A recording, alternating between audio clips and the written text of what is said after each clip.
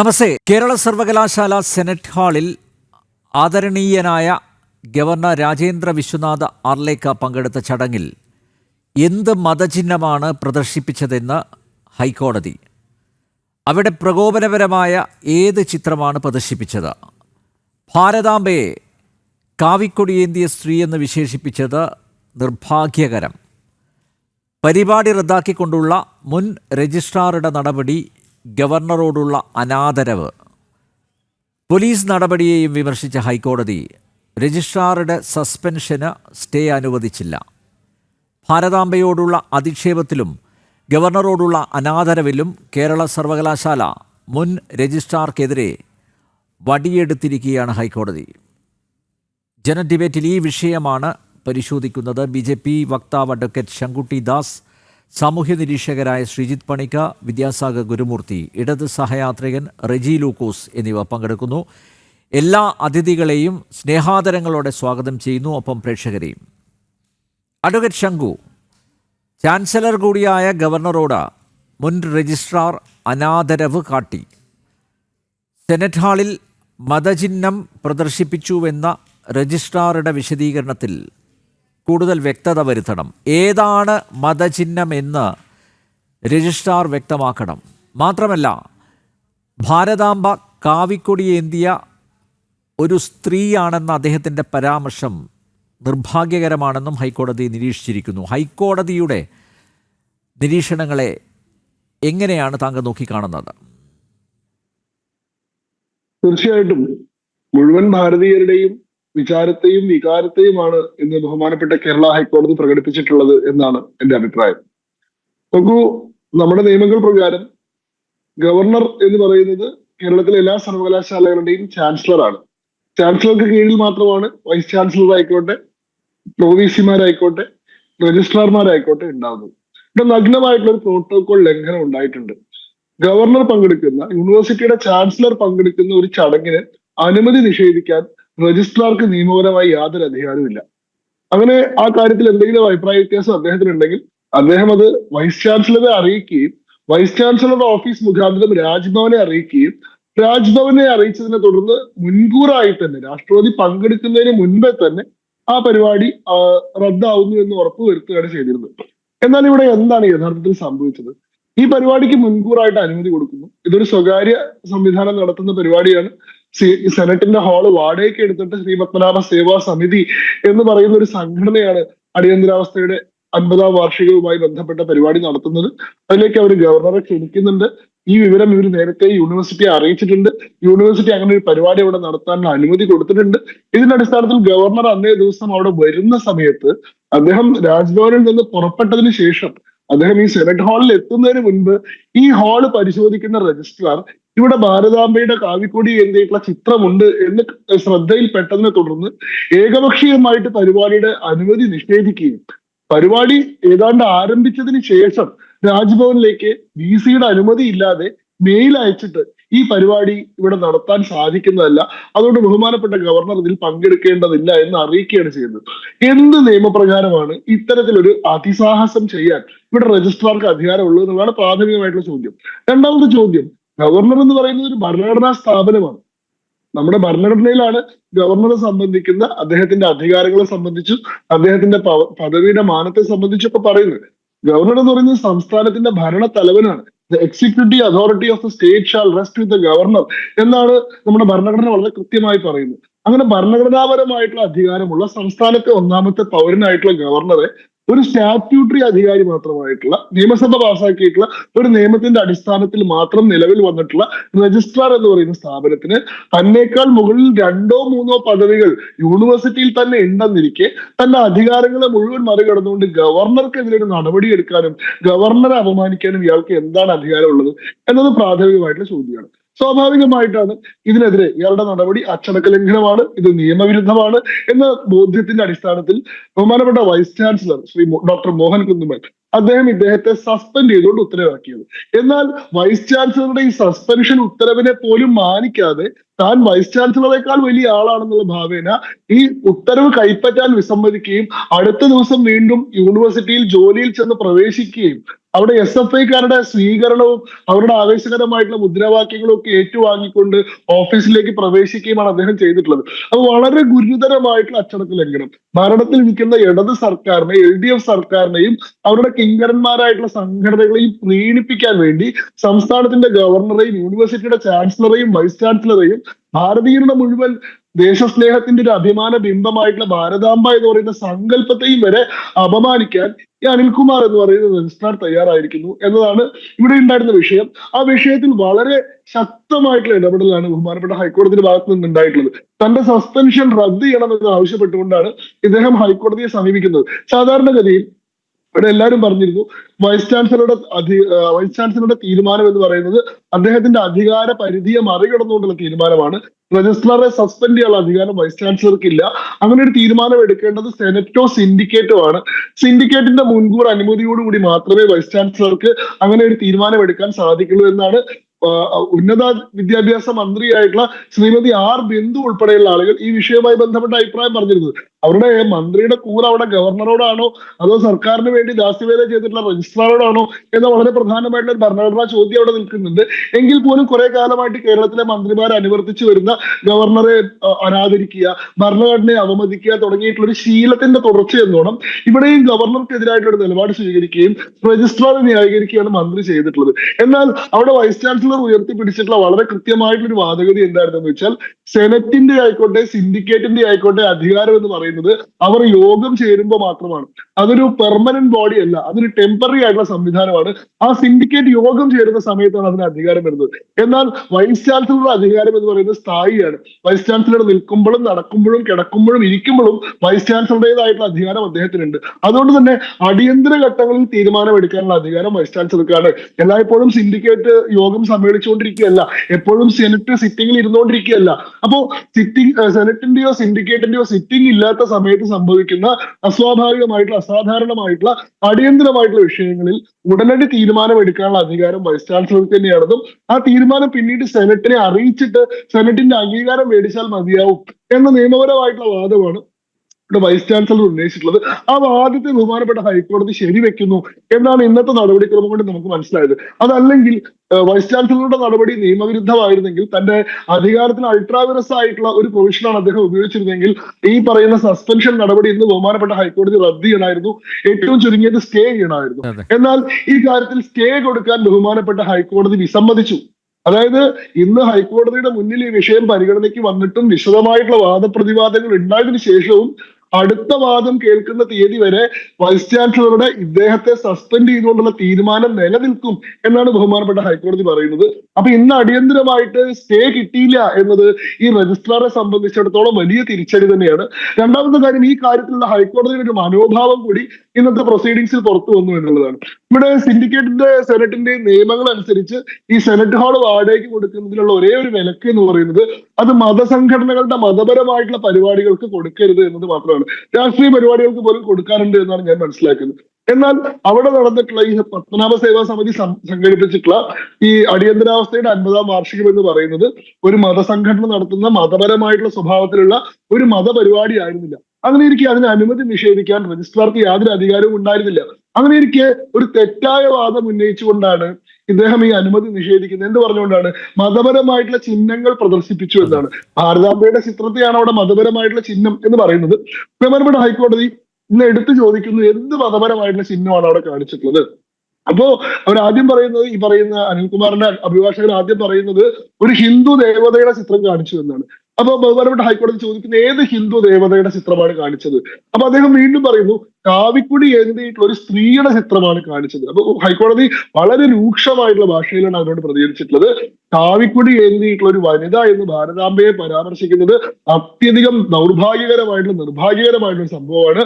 Indian സ്വാതന്ത്ര്യ സമരത്തിന്റെ ആകെ വികാരത്തെ പ്രതിനിധീകരിക്കുന്ന ഇന്ത്യൻ ദേശീയ മുന്നേറ്റത്തിന്റെ ഒരു പ്രതിബിംബമായി ഭാരതീയർ മുഴുവൻ മാതൃഭാവത്തോടുകൂടി ആരാധനയോടുകൂടി കാണുന്ന ഒരു സിമ്പലാണ് ഭാരതാംബ എന്ന് പറയുന്നത്. ആ ഭാരതാംബയെ കേവലം ഒരു പതാക ഏന്തിയിട്ടുള്ള വനിത എന്ന് വിശേഷിപ്പിക്കുന്നത് ദൗർഭാഗ്യകരമാണെന്ന് പറയുമ്പോൾ ഇത് യഥാർത്ഥത്തിൽ ഹൈക്കോടതി ആ അഭിഭാഷകനോട് മാത്രം പറയുന്നതല്ല, ഈ വാദം ഉയർത്തിപ്പിടിക്കുന്ന രജിസ്ട്രാറോടും ഈ വാദം ഉയർത്തിപ്പിടിക്കുന്ന ഇടതുപക്ഷ സംഘടനകളോടും ഈ വാദം ഉന്നയിച്ച് മുന്നേ ഗവർണറുടെ പരിപാടിയിൽ നിന്ന് ഇറങ്ങിപ്പോയിട്ടുള്ള ഈ LDF പല മന്ത്രിമാരോടും CPM എന്ന് പറയുന്ന സംഘടനയോട് തന്നെയാണ് ബഹുമാനപ്പെട്ട ഹൈക്കോടതി ആ ഓർമ്മപ്പെടുത്തൽ നടത്തിയിട്ടുള്ളത്. നിങ്ങൾ കുറെ കാലമായിട്ട് കേരളത്തിൽ നടത്തിക്കൊണ്ടിരിക്കുന്ന ഒരു പ്രത്യേക വിഭാഗത്തെ പ്രീണിപ്പിക്കാൻ വേണ്ടി ഭാരതാംബയെ നിന്ദിക്കുന്ന ഈ നടപടി അത് ദൗർഭാഗ്യകരമാണ്. അതിന് ജുഡീഷ്യറിയുടെ ഭാഗത്തു നിന്നുള്ള ഒരു പിന്തുണ കിട്ടില്ല എന്നത് വളരെ വ്യക്തമാണ്. രണ്ടാമത്തെ കാര്യം എന്താണ്, ഇവിടെ ഈ രജിസ്ട്രാർ എന്ന് പറയുന്ന മനുഷ്യന്റെ ഇരട്ടത്താപ്പ് തന്നെ പുറത്തു വന്നു കഴിഞ്ഞു എന്നുള്ളതാണ്. ഇയാൾ മുൻപ് ABVPക്ക് ഭരണമുള്ള ശ്രീ അയ്യപ്പ കോളേജിലെ പ്രിൻസിപ്പളായി ജോലി ചെയ്യുന്ന സമയത്ത് ഇയാള് സ്റ്റാഫ് എഡിറ്ററായി പുറത്തിറക്കിയിട്ടുള്ള അയ്യപ്പ കോളേജിന്റെ മാഗസിന്റെ ആദ്യത്തെ പേജിൽ ഭാരതാംബയുടെ ചിത്രമാണ് ഉണ്ടായിരുന്നത്. അന്ന് ഭാരതാംബ ഒരു വർഗീയ ചിഹ്നമാണെന്നോ ഒരു മതപരമായിട്ടുള്ള വിഭജനത്തിന്റെ ചിഹ്നമാണെന്നോ അദ്ദേഹത്തിന് അഭിപ്രായം ഉണ്ടായിരുന്നില്ല. അന്ന് അദ്ദേഹം പങ്കെടുത്തിട്ടുള്ള നിരവധി പരിപാടികളിൽ വേദിയിൽ ഭാരതാംബയുടെ ചിത്രമുണ്ട്. ഭാരതാംബയുടെ ചിത്രത്തിന് മുമ്പിൽ വിളക്ക് കൊളുത്തിയിട്ടും കൊളുത്താതെ വിവിധ പരിപാടികൾ ഉദ്ഘാടനം ചെയ്തിട്ടുണ്ട്. അന്നെല്ലാം ഈ പരിപാടിയിൽ സഹകരിച്ചതിന്റെ നിരവധിയായിട്ടുള്ള ചിത്രങ്ങൾ ABVP കേരള തന്നെ ഇതിനോടകം പുറത്തുവിട്ട് കഴിഞ്ഞിട്ടുണ്ട്. അപ്പൊ അന്ന് താൻ വളരെ സ്വാഭാവികമെന്നോണം സന്തോഷത്തോടു കൂടി ചെയ്തിരുന്ന ഒരു കാര്യം ഇന്ന് രാഷ്ട്രീയ അന്തരീക്ഷം മാറിയ ഘട്ടത്തിൽ പെട്ടെന്ന് രാജാവിനേക്കാൾ വലിയ രാജഭക്തി കാണിച്ചുകൊണ്ട് ഇടതുപക്ഷത്തെ പ്രീണിപ്പിക്കാൻ വേണ്ടി അതേ ചിത്രത്തെ ഒരു വർഗീയ ചിത്രമായി ചൂണ്ടിക്കാണിക്കാനുള്ള ഈ രജിസ്ട്രാറുടെ ഇരട്ടത്താപ്പ് കൂടി ഈ സംഭവത്തോടുകൂടി പുറത്തു വന്നിരിക്കുകയാണ്. തീർച്ചയായിട്ടും നമ്മളെ സംബന്ധിച്ചിടത്തോളം വളരെ ആശ്വാസകരമായ വളരെ സന്തോഷകരമായിട്ടുള്ള നമ്മളെല്ലാവരും കോടതിയിൽ നിന്ന് ആഗ്രഹിച്ചു തന്നെയുള്ള ഒരു ഇടപെടൽ തന്നെയാണ് ഇന്ന് ഉണ്ടായിട്ടുള്ളത് വ്യക്തമാണ്. ശങ്കു, ഭരണഘടന നൽകിയാണ് ഇന്നലെ രജിസ്ട്രാറെ സർവകലാശാല ആസ്ഥാനത്തേക്ക് SFI പ്രവർത്തകർ സ്വീകരിച്ചത്. ഇടത് സിൻഡിക്കേറ്റ് അംഗങ്ങളും ഉണ്ടായിരുന്നു.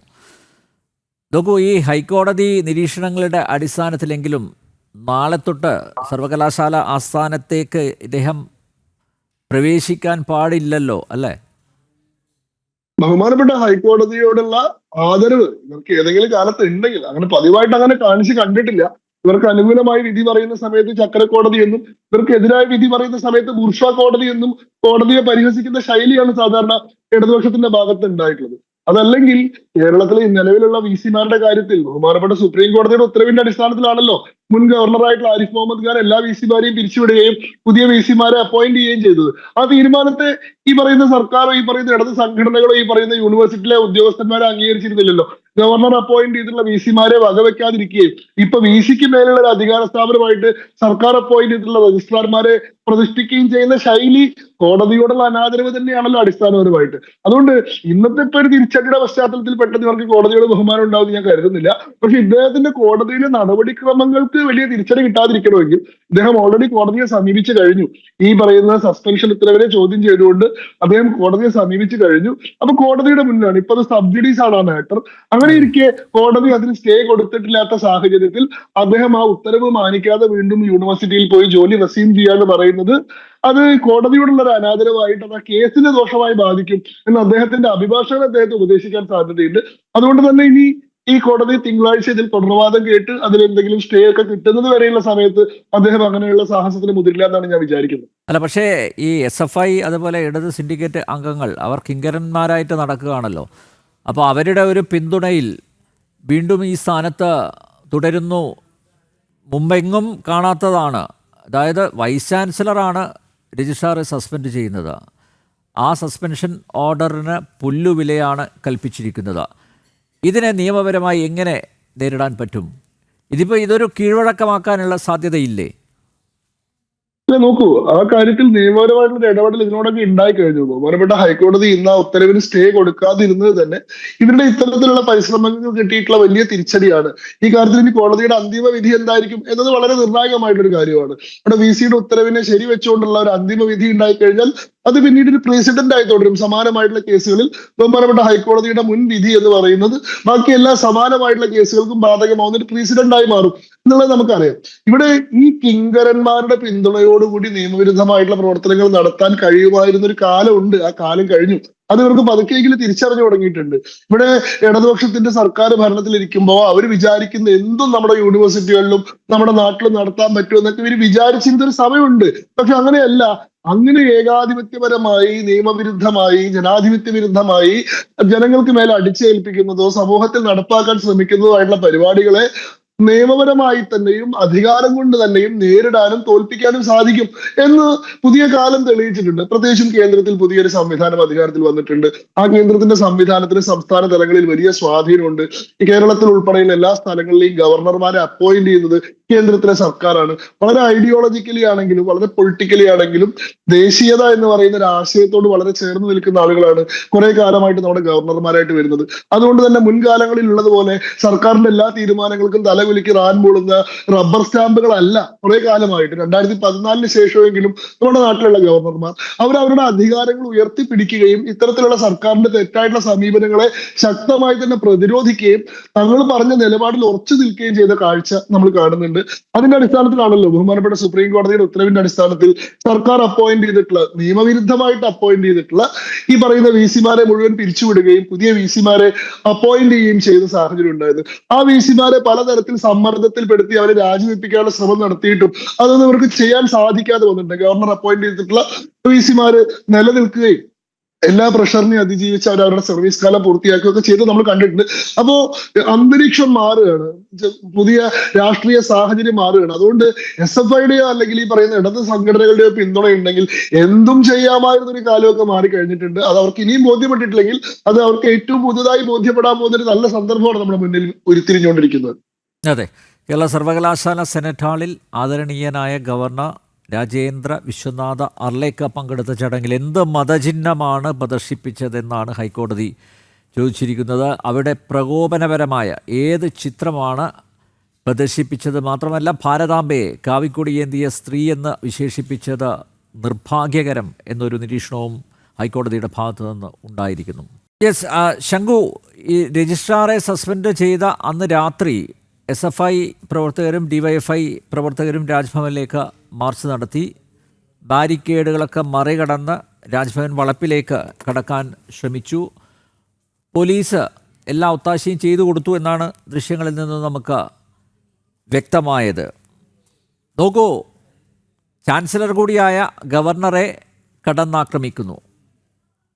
നേരത്തെ ആരിഫ് മുഹമ്മദ് ഖാനെ ലാക്കാക്കിയായിരുന്നു ഇവരുടെ പ്രതിഷേധവും ഇവരുടെ ആക്രമണവും ഒക്കെ. ഇപ്പോൾ രാജേന്ദ്ര വിശ്വനാഥ് ആർലേക്കർക്ക് എതിരെയായി ഇവരുടെ സമരം. മാത്രമല്ല, വൈസ് ചാൻസലറെ കടന്നാക്രമിക്കുന്നു. ഡോക്ടർ മോഹനൻ കുന്നുമലിനെ ഇന്ന് CPM മുഖപത്രത്തിൽ വിശേഷിപ്പിച്ചത് അദ്ദേഹത്തിന് വൈസ് ചാൻസലർ ആകാനുള്ള യോഗ്യത പോലുമില്ല, മാത്രമല്ല അദ്ദേഹം RSS ഏജൻ്റായിട്ട് പ്രവർത്തിക്കുന്നു എന്നാണ്. ഇന്ന് പകരം ചുമതല ഏറ്റെടുത്ത ഡോക്ടർ മോഹൻ കുന്നുമൽ വിദേശ സന്ദർശനത്തിലാണ്. അദ്ദേഹത്തിന് പകരം ചുമതലയെടുത്ത ഡോക്ടർ സിസ തോമസിനെ SFI പ്രവർത്തകർ തടയാൻ ശ്രമിച്ചു. സർവകലാശാല വളപ്പിലേക്ക് പ്രവേശിക്കുന്നതിൽ നിന്നും തടയാനുള്ള ശ്രമം അത് പോലീസ് ഇടപെട്ട് വിഫലമാക്കി. ഇപ്പോൾ RSSൻ്റെ ഒരു അജണ്ട, നേരത്തെ തന്നെ അത്തരത്തിലുള്ള ഒരു ആക്ഷേപമാണ് മുന്നോട്ട് വെച്ചത്, ഉയർത്തിയത്. RSSൻ്റെ അജണ്ട നടപ്പിലാക്കാൻ ഗവർണർ ശ്രമിക്കുന്നു കേരള സർവകലാശാലയിൽ. അതിനെല്ലാം ഒത്താശയും ചെയ്തു കൊടുക്കുന്നു ഇവിടുത്തെ വൈസ് ചാൻസലർമാർ എന്ന ഒരു ആക്ഷേപം അത് കൂടുതൽ ശക്തമായി ഉന്നയിക്കുകയാണ് അഡ്വക്കേറ്റ് ശങ്കു.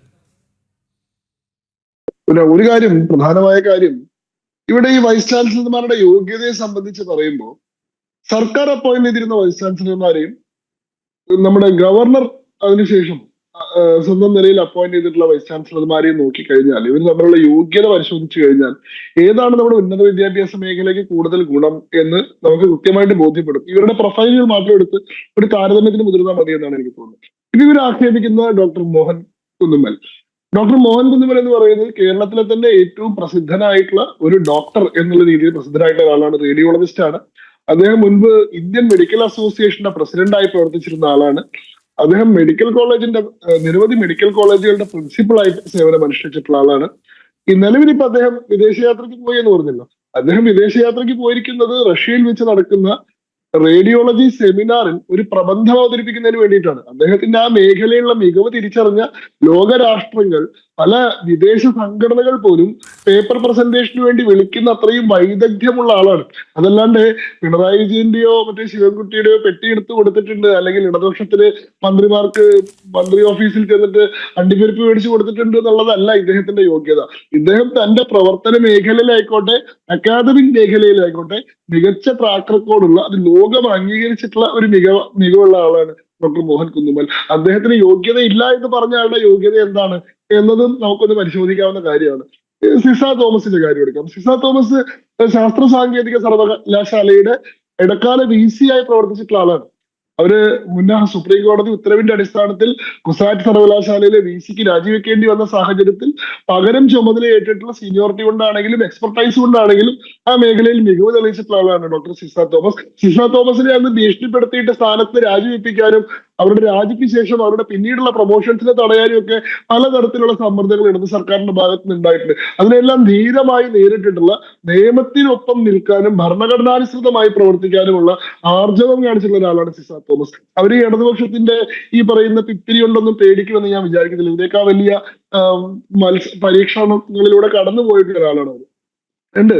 ഇനി ഈ ഗവർണർമാർക്കെതിരെ ഇപ്പൊ സ്വീകരിച്ചുകൊണ്ടിരിക്കുന്ന ഒരു സമീപനത്തെ പറ്റി പറഞ്ഞാൽ ഈ രണ്ട് വ്യത്യാസങ്ങൾ, പ്രധാനമായിട്ടുള്ള ഒരു വ്യത്യാസം ഞാൻ കാണുന്നത്, ഈ ആരിഫ് മുഹമ്മദ് ഖാനും രാജേന്ദ്ര അർലേക്കറും ഇപ്പോ ഏർപ്പെട്ടുകൊണ്ടിരിക്കുന്ന സംഘർഷങ്ങൾ രണ്ട് സ്വഭാവത്തിലുള്ള സംഘർഷങ്ങളാണ് എന്നുള്ളതാണ്.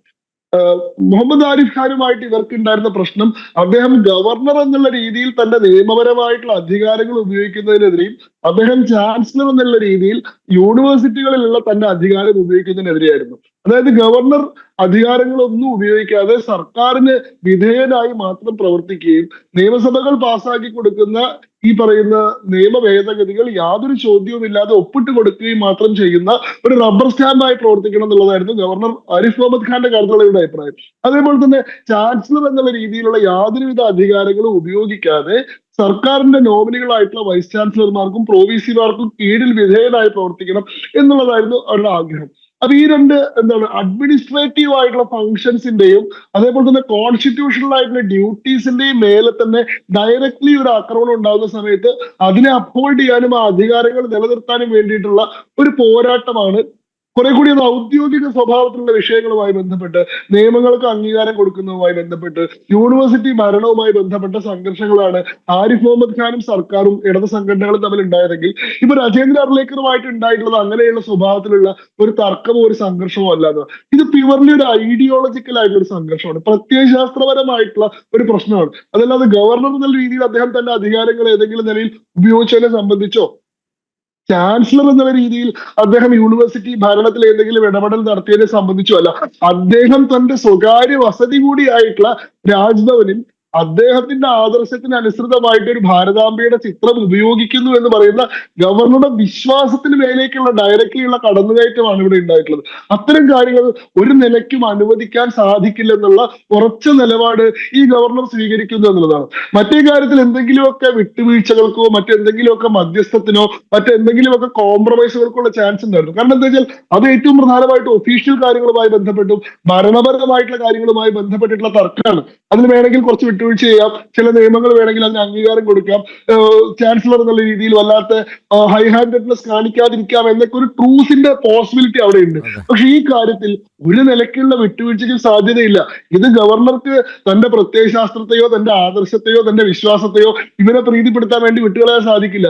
അദ്ദേഹം ഭാരതാംബയെ തന്റെ ഒരു ഹൃദയമൂർത്തിയായി സ്വീകരിച്ചിട്ടുള്ള ആ ഭാരതാംബയുടെ ചിത്രം അദ്ദേഹം സഞ്ചരിക്കുന്നിടത്ത് എല്ലാം കൊണ്ടുപോകുന്ന, അദ്ദേഹം ഏത് കാര്യത്തിൽ ഏർപ്പെടുമ്പോഴും ആദ്യം ഭാരതാംബയുടെ ചിത്രത്തിന് മുമ്പിൽ വിളക്കുകൊത്തി പ്രാർത്ഥിക്കുന്ന ശീലമുള്ള ഒരാളാണ്. ഇദ്ദേഹം മറ്റാരുടെയെങ്കിലും വീട്ടിലേക്ക് കടന്നു ചെന്നിട്ട് അവിടെ ഭാരതാംബയുടെ ഫോട്ടോ വെച്ചിട്ട് അവരെല്ലാരും അതിനെ പൂജിച്ചോളം നിർബന്ധം പിടിക്കുകയല്ല ചെയ്തത്. തന്റെ ഒഫീഷ്യൽ റെസിഡൻസ് ആയിട്ടുള്ള രാജ്ഭവനിലുള്ള പരിപാടികൾ, രാജ്ഭവനിലെ പരിപാടിയുടെ പ്രോട്ടോകോൾ നിശ്ചയിക്കാനുള്ള അധികാരം ഗവർണർക്ക് തന്നെയാണ്. അതിൽ മറ്റാർക്കും യാതൊരു അധികാരവും ഇല്ല. അങ്ങനെയുള്ള രാജ്ഭവനിൽ നടക്കുന്ന ചടങ്ങുകളിൽ അദ്ദേഹത്തിന്റെ ആദർശത്തിനും അദ്ദേഹത്തിന്റെ പ്രത്യയശാസ്ത്രത്തിനും അദ്ദേഹത്തിന്റെ വിശ്വാസത്തിനും അനുസരിച്ചുള്ള ഒരു ചിത്രം ഉപയോഗിക്കുക എന്നത് ഒരു നിലയ്ക്കും അദ്ദേഹത്തിനെതിരെ ഒരു ആക്രമണം നടത്താനുള്ള ന്യായമായിരുന്നില്ല. എന്നാൽ വളരെ ബോധപൂർവം അതിലുള്ള ഒരു ഹിന്ദു ദേവതാ സങ്കല്പം, ആ ഹിന്ദു ദേവതാ സങ്കല്പത്തെ എടുത്തുകൊണ്ട് അതിനെ ഒരു വർഗീയ ചിത്രമായി ചിത്രീകരിച്ചുകൊണ്ട് ഒരു പ്രത്യേക മതവിഭാഗത്തെ പ്രീതിപ്പെടുത്താൻ വേണ്ടി ഹിന്ദു സിംബലുകളെ ആക്രമിക്കുന്നത് ഒരു പ്രത്യേക വിഭാഗത്തെ അപ്പീസ് ചെയ്യും എന്നുള്ള കൃത്യമായിട്ടുള്ള കാൽക്കുലേഷന്റെ അടിസ്ഥാനത്തിൽ ഇതിനെ ഒരു വിവാദമാക്കുകയും ഗവർണറുടെ സ്വാഭാവികമായിട്ടുള്ള നടപടിയെ ആക്രമിക്കുകയാണ് ചെയ്തത്. ഈ കാര്യത്തിൽ ഗവർണർക്ക് ഏതെങ്കിലും നിലയിലുള്ള വിട്ടുവീഴ്ചയ്ക്ക് സാധ്യമാണെന്ന് എനിക്ക് തോന്നുന്നില്ല. ഈ പറയുന്ന സംഘടനകളെല്ലാം പരാജയപ്പെട്ടാൽ മാത്രം അവസാനിക്കുന്ന ഒരു പ്രശ്നമാണ്. അവരുടെ മൗഢ്യം, അവരുടെ ഈ കാര്യത്തിലുള്ള തെറ്റ്, അവരുടെ ഈ കാര്യത്തിലുള്ള അക്രമ സ്വഭാവം അവർ തിരിച്ചറിയുകയും ആ പ്രവൃത്തിയിൽ നിന്ന് അവർ പിന്മാറുകയും ചെയ്യുകയല്ലാതെ ഗവർണർ എന്തായാലും ഭാരതാംബയിലുള്ള വിശ്വാസം ഉപേക്ഷിച്ചുകൊണ്ട്, ഭാരതാംബ ചിത്രത്തെ ഉപേക്ഷിച്ചുകൊണ്ട് ഈ പ്രശ്നം പരിഹരിക്കും എന്നുള്ള വിശ്വാസം എനിക്കില്ല. വിദ്യാസാഗർ, മതചിഹ്നം പ്രദർശിപ്പിച്ചത് കൊണ്ടാണ് സെനറ്റ് ഹാളിലെ പരിപാടി നിർത്താൻ നിർദ്ദേശം നൽകിയത് എന്നാണല്ലോ രജിസ്ട്രാർ ഹൈക്കോടതിയെ അറിയിച്ചത്. ഇന്ന് ഹൈക്കോടതി ചോദിച്ചിരിക്കുന്നത് എന്താണ് മതചിഹ്നം, അത് വ്യക്തമാക്കണം. എന്താണ് മതചിഹ്നം? ഇപ്പോൾ ഭാരതാംബയാണ് മതചിഹ്നം എന്ന് പറയാനുള്ള ആർജവം രജിസ്ട്രാർക്ക് ഇല്ല. ഹൈക്കോടതിയുടെ മറ്റൊരു ചോദ്യം അവിടെ പ്രകോപനപരമായ എന്ത് ചിത്രമാണ് പ്രദർശിപ്പിച്ചത് എന്നാണ്. ഇപ്പോൾ തിങ്കളാഴ്ച വീണ്ടും ഈ ഹർജി പരിഗണിക്കുന്നുണ്ട്. ഇപ്പോൾ ഒറ്റനോട്ടത്തിൽ വൈസ് ചാൻസലറുടെ നടപടി കോടതി അംഗീകരിച്ചിരിക്കുകയാണ്. അത് തെറ്റാണെങ്കിൽ എന്തായാലും സ്റ്റേ അനുവദിക്കില്ല. അപ്പോൾ ഇപ്പോഴും ഭാരതാംബ മതചിഹ്നമാണ് എന്ന അതേ നിലപാടിൽ ഉറച്ചു നിന്നാണ് ഈ വിഷയത്തെ നോക്കിക്കാണുന്നത്. ഇത് എത്രത്തോളം ക്ലിക്ക് ആകും? ഒരു പൊളിറ്റിക്കൽ പാർട്ടി എന്ന നിലയ്ക്ക് ബി.ജെ.പിയുടെ സ്റ്റാൻഡോ അല്ലെങ്കിൽ അതിന്റെ ഒരു സാംസ്കാരിക പോഷക സംഘടന അല്ലെങ്കിൽ മാതൃസംഘടന എന്ന നിലയ്ക്ക് RSSന്റെ സ്റ്റാൻഡോ അല്ല ഇവിടെ ചോദ്യം ചെയ്യപ്പെടുന്നത്. ഇവിടെ ചോദ്യം ചെയ്യപ്പെടുന്നത് ഗവർണറുടെ ആ പൊസിഷനെ തന്നെയാണ്. അതായത് ഗവർണർ അദ്ദേഹത്തിന്റെ ഇൻഡിവിജ്വൽ ആയിട്ടുള്ള ഒരു റിലീജിയസ് പ്രാക്ടീസ് ഒരു കാരണവശാലും ഒരു സ്റ്റേജിൽ ഒരു കോളേജ് അല്ലെങ്കിൽ യൂണിവേഴ്സിറ്റി ഫംഗ്ഷനിൽ കൊണ്ടു നടക്കാൻ പാടില്ലെന്ന് പറയുന്ന പോലെയാണ്. ഇപ്പൊ ഉദാഹരണത്തിന് ഒരു സിഖ് ഗവർണറാണെന്ന് വിചാരിക്കുക. അദ്ദേഹം ഒരു തലപ്പാവും ധരിച്ച് താടിയും വളർത്തി കയ്യിൽ കടയുമായിട്ട് വന്നാൽ അത് അനിൽകുമാർ സസ്പെൻഡ് ചെയ്യുക പരിപാടി. എന്റെ ചോദ്യം അതാണ്. അതായത് ഒരു വ്യക്തിക്ക് അയാളുടെ പേഴ്സണൽ റിലീജിയസ് പ്രാക്ടീസസ് എത്രത്തോളം പ്രാധാന്യമുള്ളതാണെന്നുള്ളതാണ്. ഇപ്പൊ കോടതി ചോദിച്ചിരിക്കുന്നത് അത് ഒരു മതചിഹ്നമാണോ എന്നാണ്. ഇതൊരു ജസ്റ്റിസ് നഗരേഷ് ചോദിച്ച ചോദ്യം ഉണ്ടല്ലോ പോലീസിനോട്. I also want to know what is the police version such a violent situation where Kerala police was not able to handle in a program where a governor is attending. Was there such a big problem? എന്താണ് ഈ പരിപാടി ഉടനടി നിർത്തിവെക്കണമെന്ന് vice ചാൻസലർക്ക് തോന്നാൻ കാരണം എന്നുള്ളതാണ് നഗരേഷിന്റെ ചോദ്യം. ആ ചോദ്യം വളരെ പ്രസക്തമല്ലേ? ഒരു ലോ ആൻഡ് ഓർഡർ സിറ്റുവേഷൻ അവിടെ ഉണ്ടായെങ്കിൽ മാത്രമേ, അല്ലെങ്കിൽ അത് ഏതെങ്കിലും തരത്തിലുള്ള രണ്ട് കമ്മ്യൂണിറ്റീസ് തമ്മിലുള്ള സ്പർദ്ധ വളർത്തുന്ന രീതിയിൽ വന്നാൽ മാത്രമേ ആ ഒരു പരിപാടി ഉടനടി നിർത്തിവെക്കണമെന്ന് പറയാനുള്ള ഒരു സാഹചര്യം അവിടെ ഒരുങ്ങുന്നുള്ളൂ. പക്ഷെ ഇവിടെ കൃത്യമായിട്ട് നമ്മൾ മനസ്സിലാക്കേണ്ടത് ഒരു ഹൈന്ദവ ബിംബമായി ഭാരതാംബയെ നോക്കിക്കാണുകയാണ് ശിവൻകുട്ടിയും ഈ കേരള സർക്കാരും അല്ലെങ്കിൽ അതിനോടനുബന്ധി അവർ പിണിയാളുകളായിട്ടുള്ള വൈസ് ചാൻസലർമാരൊക്കെ ചെയ്യുന്നത്. ഭാരതാംബ എന്ന് പറയുമ്പോൾ അത് ഒരു പൊളിറ്റിക്കൽ പാർട്ടിയുടെ അല്ലെങ്കിൽ ഒരു പെർട്ടിക്കുലർ റിലീജിയസ് ഐഡിയോളജിയുടെ ഭാഗമാണെന്ന് കരുതുകയാണ്. അത് അങ്ങനെയാണെന്ന് പറഞ്ഞാൽ തെറ്റുന്നില്ല. ഈ രാജ്യത്തിന്റെ സാംസ്കാരിക പൈതൃകത്തെ ഉയർത്തിപ്പിടിക്കുന്ന ഒരു രാഷ്ട്രീയ സംഘടന അത് ഭാരതാംബയെ തീർച്ചയായിട്ടും അംഗീകരിക്കുന്നു. അത് ബങ്കിം ചന്ദ്ര ചാറ്റർജിയും തുടങ്ങിയതാണ്. അല്ലെങ്കിൽ അതിനു മുമ്പ് ഞാൻ പറഞ്ഞിട്ടുണ്ട് ഇവിടെ 2-3 ചർച്ച. ജനൻ ടിവിയിൽ ഒരാഴ്ചയിൽ 5 ദിവസം ഇതാണ് ചർച്ച. അതുകൊണ്ട് ഇത് പലപ്പോഴും ഞാൻ ഇത് പറഞ്ഞിട്ടുള്ള കാര്യമാണ്. അതായത് ഈ ഭാരതാംബ എന്ന് പറയുന്ന ഈ ഒരു സിമ്പൽ അത് വളരെയധികം നമ്മുടെ രാജ്യത്തെ സ്നേഹിക്കുന്ന എല്ലാവരുടെയും രക്തത്തിൽ അലിഞ്ഞേറുന്ന വികാരമാണത്. നമ്മൾ പറയില്ലേ, ഭാരതം എന്നാൽ പാരിൻ നടുവിൽ കേവലം ഒരു പിടി മണ്ണല്ല, ജനകോടികൾ നമ്മെ നാമായി മാറ്റിയ ജന്മഗൃഹമല്ലോ എന്ന് എഴുതിയതെന്തോ കവി എഴുതാൻ കാരണം എന്താണ്? ഇത് കേവലം ഒരു ജിയോഗ്രാഫിക്കൽ ഡെസ്റ്റിനേഷനോ അല്ലെങ്കിൽ ഒരുപിടി മണ്ണോ അല്ല. ഇതിന്റെ സാംസ്കാരിക പൈതൃകം നമുക്ക് പെറ്റമ്മയ്ക്ക് തുല്യമാണ്. അത് മാത്രമല്ല, രാമായണ കാലഘട്ടത്തിൽ ത്രേതായുഗത്തിലേ പറയുന്നുണ്ട് എന്താണ്? ജനനീ ജന്മഭൂമിച്ച സ്വർഗാദപികരീയസി.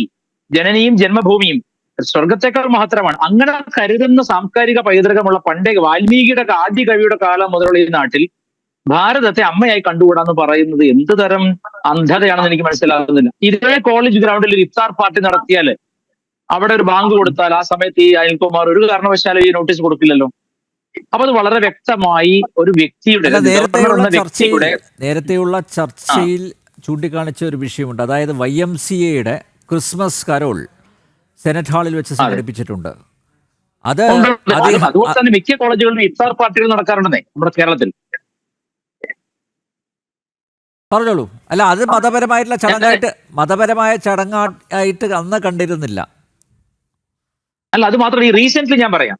നമ്മുടെ കേരളത്തിന്റെ കാലടി സംസ്കൃത സർവകലാശാലയിൽ സംസ്കൃത കോളേജിൽ പുൽക്കൂടൊരുക്കി ക്രിസ്മസ് വിളക്ക്, ക്രിസ്മസിന്റെ നക്ഷത്രം നോക്കി കേക്ക് മുറിച്ച് സംസ്കൃത ഡിപ്പാർട്ട്മെന്റ് ആഘോഷിച്ചത്. അവിടെ തന്നെയല്ലേ സുനിൽ ഇളയടമൊക്കെ പഠിപ്പിക്കുന്നത്, സുനിൽ ഇളയടം. അപ്പോ ഞാൻ ചോദിക്കുന്നത്, അതൊരു തീർത്തും ഒരു പർട്ടിക്കുലർ റിലിജന്റെ സ്ഥാപകനായിട്ടുള്ള ഒരു വ്യക്തി അയാളുടെ ജന്മതിഥി ആഘോഷിക്കുന്ന രീതിയിലുള്ള ചടങ്ങാണ്. എന്നാൽ ഇവിടെ അങ്ങനെയല്ല. ഭാരതത്തിന്റെ ആ ജിയോഗ്രാഫിക്കൽ ഷേപ്പിനെ എടുത്തു വെച്ചിട്ട് അത് ഇവർ പറയുന്നത് ഞങ്ങളുടെ ഇന്ത്യ ഇങ്ങനെയല്ലെന്നാണ്. എനിക്ക് മനസ്സിലാത്തൊരു കാര്യം, ഞങ്ങളുടെ ഇന്ത്യ എങ്ങനെയല്ല, ഇത് നിങ്ങൾ വികലമായ ഇന്ത്യ. ഇത് വികലമല്ല, ഇത് സകലമായ ഇന്ത്യയാണ്.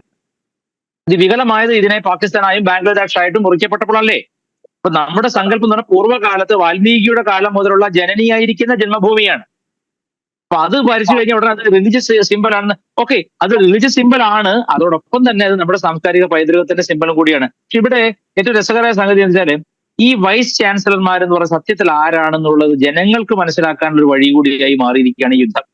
ഈ ഒരു വാഗ്യുദ്ധം സത്യത്തിൽ വൈസ് ചാൻസലർമാർ ആർക്ക് വേണ്ടി ജോലി ചെയ്യുന്നു, എന്താണ് അവരുടെ ഒരു കോളേജിലുള്ള സാംസ്കാരിക കാഴ്ചപ്പാട് എന്താണ് എന്നുകൂടി മനസ്സിലാക്കാൻ നമ്മുടെ വിദ്യാർത്ഥികൾക്കും നമ്മുടെ രക്ഷിതാക്കൾക്കും ഒരു വലിയ അവസരം കൂടി വന്നിരിക്കുകയാണ്. കാരണം ഒരു ഗവർണർ സ്റ്റേജിൽ നിൽക്കുമ്പോഴാണ് നോട്ടീസ് കൊടുക്കുന്നത്.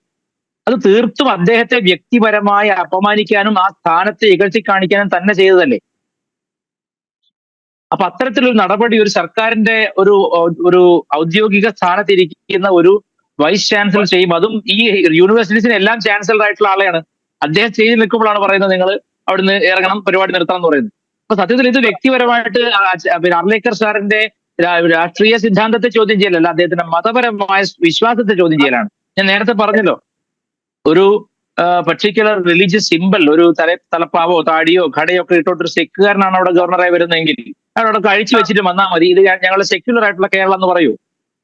കോട്ടെ, ഇവരുടെ ഏറ്റവും വലിയ നേതാവായിരുന്ന ഹർകിഷൻ സിംഗ് സുർജിത്ത് മരണകാലം വരെ തലപ്പാവും താടിയും വെച്ചിട്ട് നടന്നത്.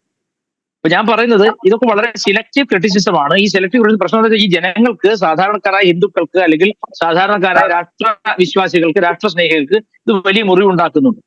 ഈ തുടർച്ചയായി നടന്നു വരുന്ന പ്രശ്നങ്ങൾ സത്യത്തിൽ ഞാൻ അങ്ങോട്ട് വ്യക്തിപരമായിട്ട് പറയട്ടെ, ഈ വിവാദത്തിൽ ഞാൻ അത്ര കഴമ്പ് കാണുന്നില്ല.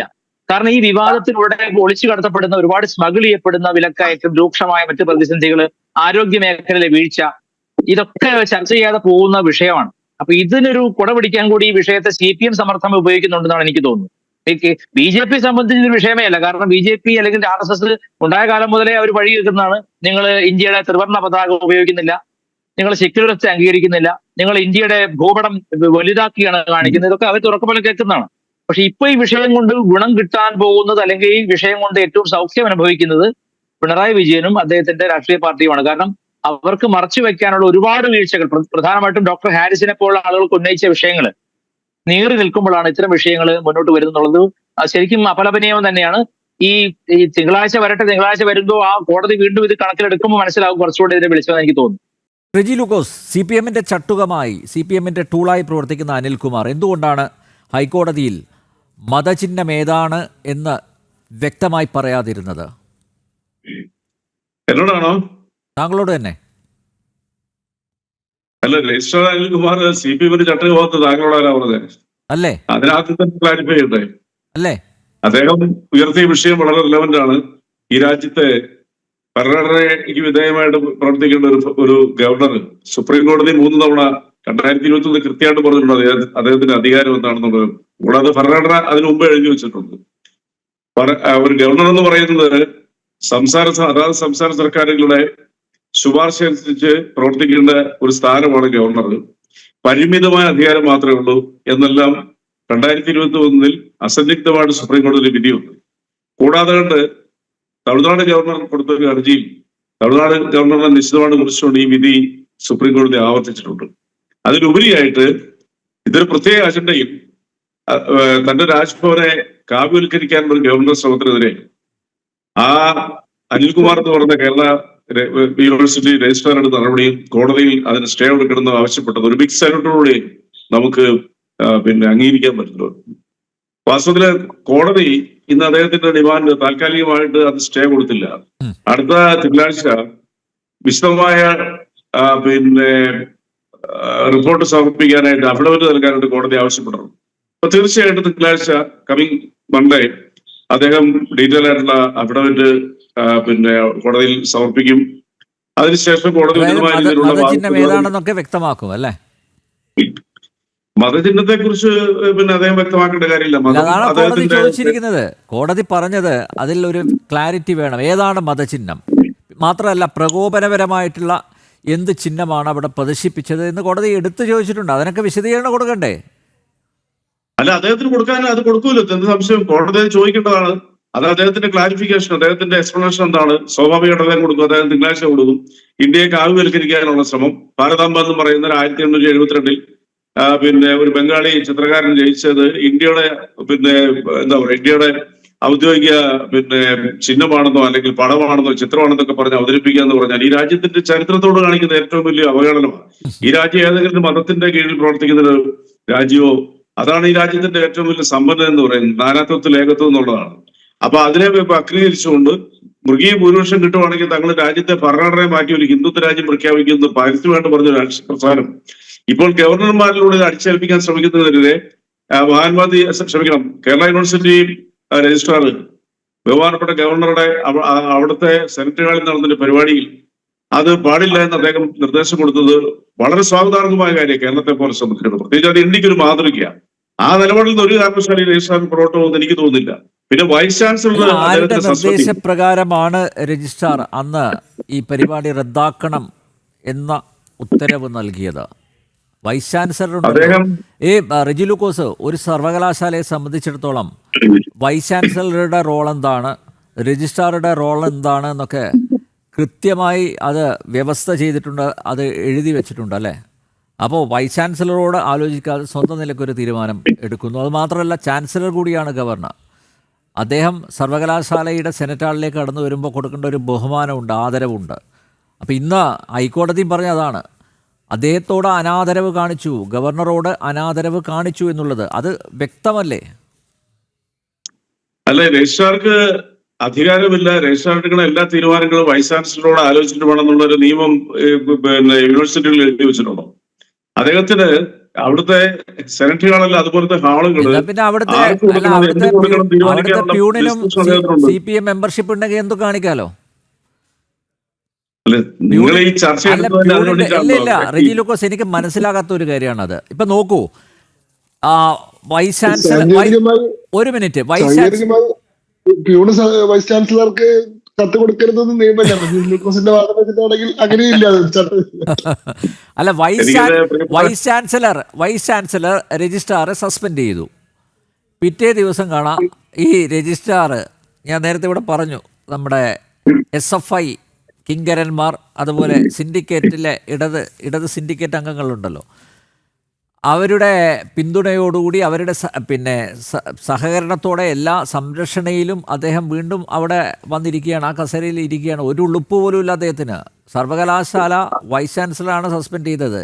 ഏറ്റവും ചുരുങ്ങിയ പക്ഷം അത് അംഗീകരിക്കെങ്കിലും ചെയ്യണ്ടേ?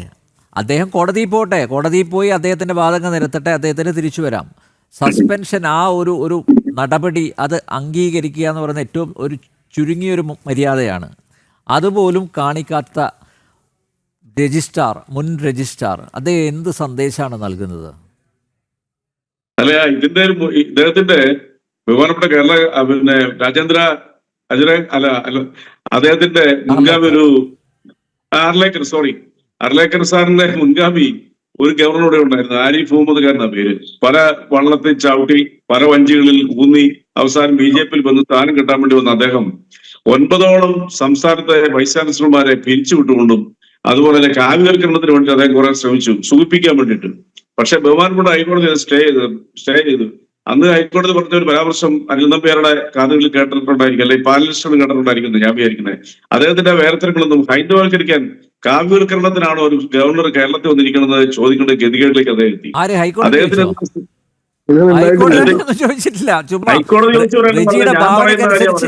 ഭാവനക്കനുസരിച്ച് പറയാതെ ഹൈക്കോടതി ചോദിച്ചിട്ടില്ല, കാവ്യവൽക്കരണം ഒരു വാക്ക് പോലും ഉപയോഗിച്ചിട്ടില്ല. നിങ്ങൾ 3 പേരെ ഇരുത്തിയിട്ട് എന്നെ ഒരു ഗ്യാസ് ചേമ്പറിനകത്ത് കയറ്റി ഇരുത്തുപോലെ ചർച്ച നയിക്കാൻ ശ്രമിക്കുന്നത്. ശക്തരായ ഒരു ഡിബേറ്റർ അല്ലേ?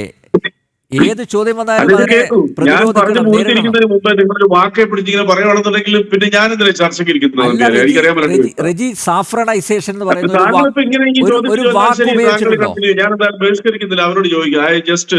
I feel bore. അതല്ല, ഇതിലൊരു വ്യക്തത വരുത്തിയാൽ മതി. സാഫ്രണൈസേഷൻ എന്നൊരു വാക്ക് ഹൈക്കോടതിയുടെ ഭാഗത്തു നിന്നുണ്ടായിട്ടുണ്ട്. അത് മാത്രം പറഞ്ഞാൽ മതി, ഞാൻ കൂടുതലൊന്നും ചോദിക്കുന്നില്ല. ഹൈക്കോടതിയെ പിന്നെ 9 ഗവർണർമാരെയും പിരിച്ചുവിട്ടത് സ്റ്റേ ചെയ്ത് കഴിഞ്ഞിട്ട് ഞാൻ കണ്ടിന്യൂസ് ആയിട്ട് ഒരു കാവ്യവൽക്കരണം എന്ന് പറഞ്ഞ് തുടങ്ങിയപ്പോഴേ ഹൈക്കോടതി പറഞ്ഞു നിങ്ങൾ ചോദിക്കുന്നത് എന്റെ വാചകം പൂർത്തീകരിക്കാറുണ്ടല്ലേ, ഞാൻ എന്താ പറഞ്ഞു വരുന്നത് താങ്കൾക്ക് എങ്ങനെ ഗസ് ചെയ്യാൻ പറ്റും? നമ്മൾ ആദ്യമാണോ ഡിബേറ്റിലിരിക്കുന്നത്? അപ്പൊ അങ്ങനെയൊന്നും വക്രീകരിക്കണ്ട, അതൊന്നും അതിനും നമ്മൾ വഴങ്ങത്തില്ല. ഞാൻ പറഞ്ഞല്ലോ. അല്ല, ചർച്ചയ്ക്കുള്ള ഒരു സാമാന്യ മര്യാദ കാണിക്കണ്ടേ? നിങ്ങൾ 3-4 പേരെ ഇരുത്തിയിട്ട് ഇടദോഷക്കാരനെ ഇരുത്തിട്ട് കളിയാക്കുക, അവൻ പറഞ്ഞ് എങ്ങനെയാണെന്ന് പറഞ്ഞ് വക്രീകരിക്കുക. That's not debate. ഡിബേറ്റ് എന്ന് പറയുന്നത് ഒരു സംവാദം. അതിന് അങ്ങോട്ടും ഇങ്ങോട്ടും ചില തലങ്ങളുണ്ട്. എത്ര CPM-കാർക്ക് വേണമെങ്കിലും വന്നിരിക്കാം, പക്ഷെ ആരും ഇങ്ങോട്ട് വരുന്നില്ല. അല്ല, വരാത്തൊരു കാരണം ഏതാ? വന്നു കഴിഞ്ഞാൽ സംസാരിപ്പിക്കത്തില്ല. വന്നു കഴിഞ്ഞിട്ടുണ്ടെങ്കിൽ നിങ്ങൾ ഇതുപോലെ തന്നെ അയാളെ നെഗറ്റീവായിട്ട് കാണിച്ച് അയാളെ കളിയാക്കി ചിരിച്ച് നിങ്ങൾ ഒരു വികൃത ജീവിയായിട്ട് ചിത്രീകരിക്കുക. അതിന് വഴങ്ങി തരാൻ പറ്റാത്തവരായിരിക്കും വരാത്തത്. അതുകൊണ്ട് ഞാൻ സൗഹൃദത്തിന്റെ ഒരു വന്ന അല്ല, റിജി ലൂക്കോസിനെ പരിഹസിച്ചുകൊണ്ട് എത്ര റീൽ ഇറക്കിയിട്ടുണ്ട് ജനം TV-യിൽ? ഒരെണ്ണം കാണിച്ചതാ നിങ്ങൾ? ഈ ചർച്ചയിൽ നമ്പ്യാർ എന്നെ കൊണ്ട് സംസാരിപ്പിക്കത്തില്ലല്ലോ, അതല്ലേ നിങ്ങളുടെ ലക്ഷ്യം? നിങ്ങളുടെ പർപ്പസ് എന്താ എനിക്ക് മനസ്സിലായില്ല. എന്നോട് ഞാൻ ഇത് ഒരു 5 മിനിറ്റാണ് നിങ്ങൾ പറയുന്നത്, നിങ്ങളുടെ ഡിബേറ്റ് കേട്ടോണ്ടിരിക്കുക. ഞാൻ 8 മണിക്ക് ജോയിൻ ചെയ്തു. അതിനു മുമ്പ് സംസാരിച്ചവരൊന്നും നിങ്ങൾ വിലക്കിയിട്ടില്ല. ഞാൻ വന്നിരുന്നു, നിങ്ങൾ ചോദ്യങ്ങൾ തുടങ്ങി. അതുകൊണ്ടാണ് പറഞ്ഞത്, നിങ്ങൾ തന്നെ സ്വയം ചിന്തിക്കുക. ജനം TV എന്തുകൊണ്ടാണ് CPM-കാർ വരാത്തത്? നിങ്ങൾ വന്നിരുന്നിട്ട് സംസാരിപ്പിക്കത്തില്ല, നിങ്ങൾ ഒരുപാട് വിളിച്ചു വരുത്തി ആക്ഷേപിക്കുന്ന സ്റ്റൈലില്ല. അതുകൊണ്ടാണ് വരാത്തത്. സംഭവം എന്ന് പറഞ്ഞാൽ ഞങ്ങൾക്ക് എത്ര ഡിബേറ്റ് പോകുന്നുണ്ട്. ഞാൻ ഒരു കാര്യം കൂടെ പറഞ്ഞിട്ട് ഒരു കാര്യം കൂടി പരാമർശിച്ച് ഞാൻ വാതുറക്കുമ്പോഴേ കേരള ഹൈക്കോടതി കാവ്യവൽക്കരണത്തിനെതിരെ സംസാരിച്ചെന്ന് ചോദിച്ചപ്പോൾ തന്നെ നിങ്ങൾ ഈ പ്രേക്ഷകരുടെ മുമ്പിൽ ഏത് രീതിയിലാണ് എന്നെ വക്രീകരിച്ചത്? ഒരു സെന്റൻസ് പൂർത്തീകരിക്കാതെ കണ്ട് നിങ്ങൾ സമ്മതിച്ചില്ലല്ലോ. വെറുതെ എന്തിനാ സമയം കിടന്നത്? നമ്മളൊരു സംവാദത്തിന്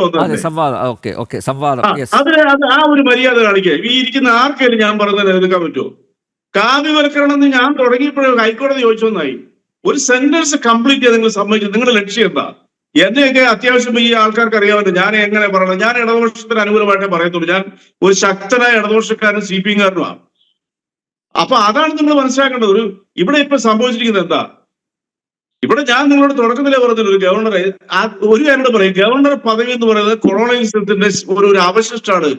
ഇത് തന്നെ എടുത്തു കളയേണ്ട കാര്യം പണ്ടേ കഴിഞ്ഞ്. അതായത് സ്വതന്ത്രമായിട്ട് ചിന്തിക്കുന്ന, പുരോഗമനമായിട്ട് ചിന്തിക്കുന്ന സംസ്ഥാന സർക്കാരുകളെ പിരിച്ചുവിടാനായിട്ടുള്ള ഒരു യന്ത്രമാണത്. ഒരു രാഷ്ട്രപതിയുടെ ഉദ്യോഗസ്ഥനാണ് ഈ ഗവർണർ എന്ന് പറയുന്നത്. ഈ വാക്ക് ഉപയോഗിച്ചാരെന്നറിയോ? ഈ വാക്ക് ഉപയോഗിച്ചത് അംബേദ്കർ പറഞ്ഞേ. സാക്ഷാൽ ഈ ഭരണഘടനയുടെ ശില്പി. ഗവർണർമാർക്ക് ഒരു അധികാരം വേണമെങ്കിൽ എപ്പോൾ വേണമെങ്കിൽ ഈ പദവി പിൻവലിക്കാം എന്നും കൂടെ എഴുതി വെച്ചിട്ടുണ്ട്.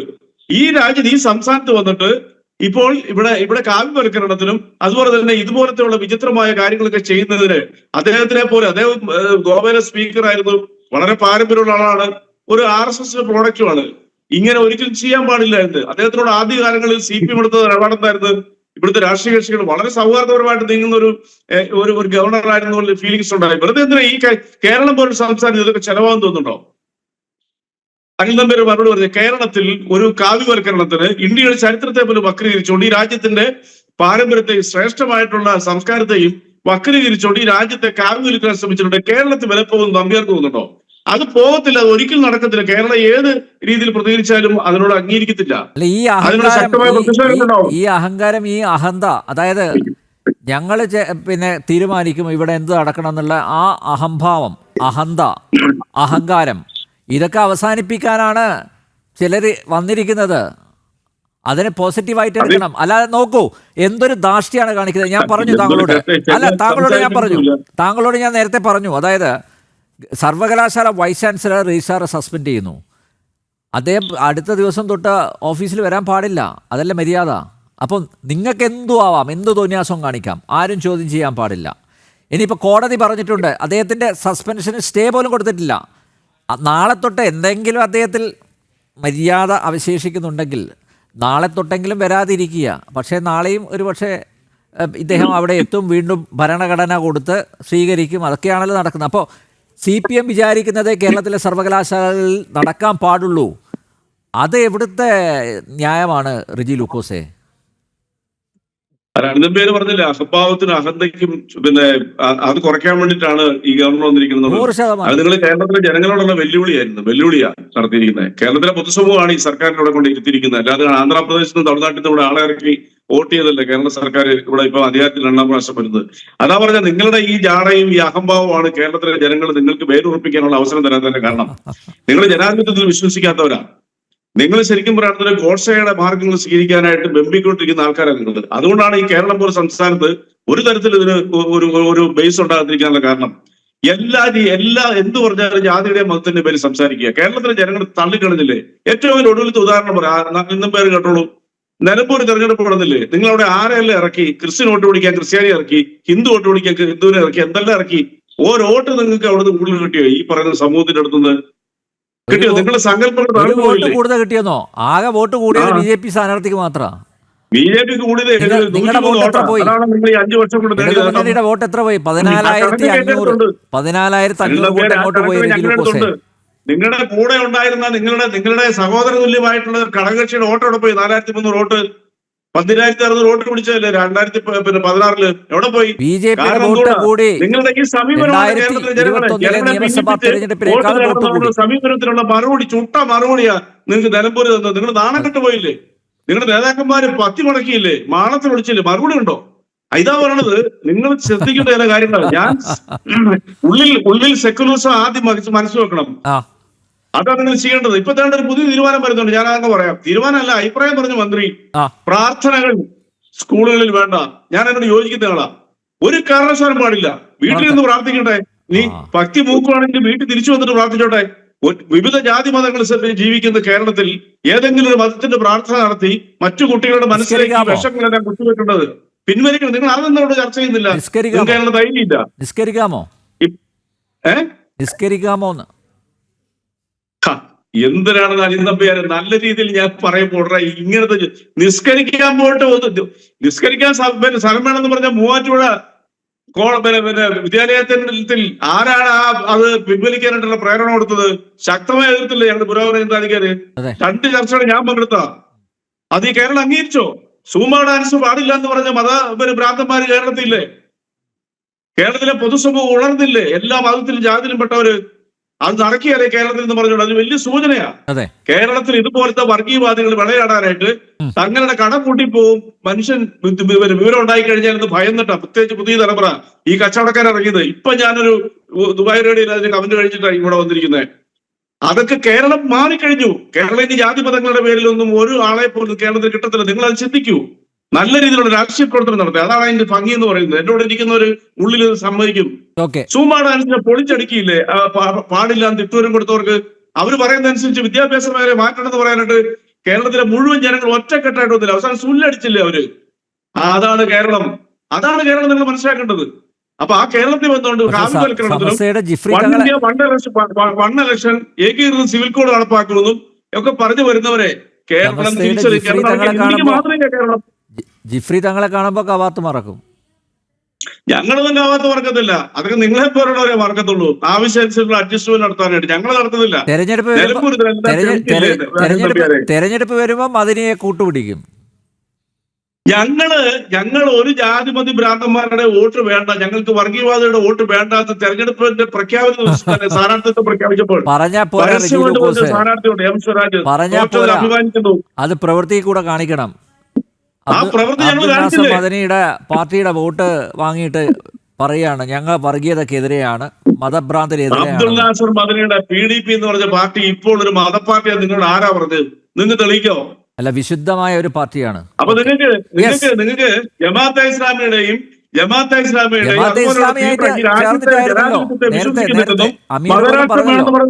പിണറായി വിജയൻ പലവട്ടം കണ്ട കാര്യം അമീർ പോലും പറഞ്ഞിട്ടുണ്ടല്ലോ. നിങ്ങൾ ഈ അവരുടെ വീട്ടിലല്ലേ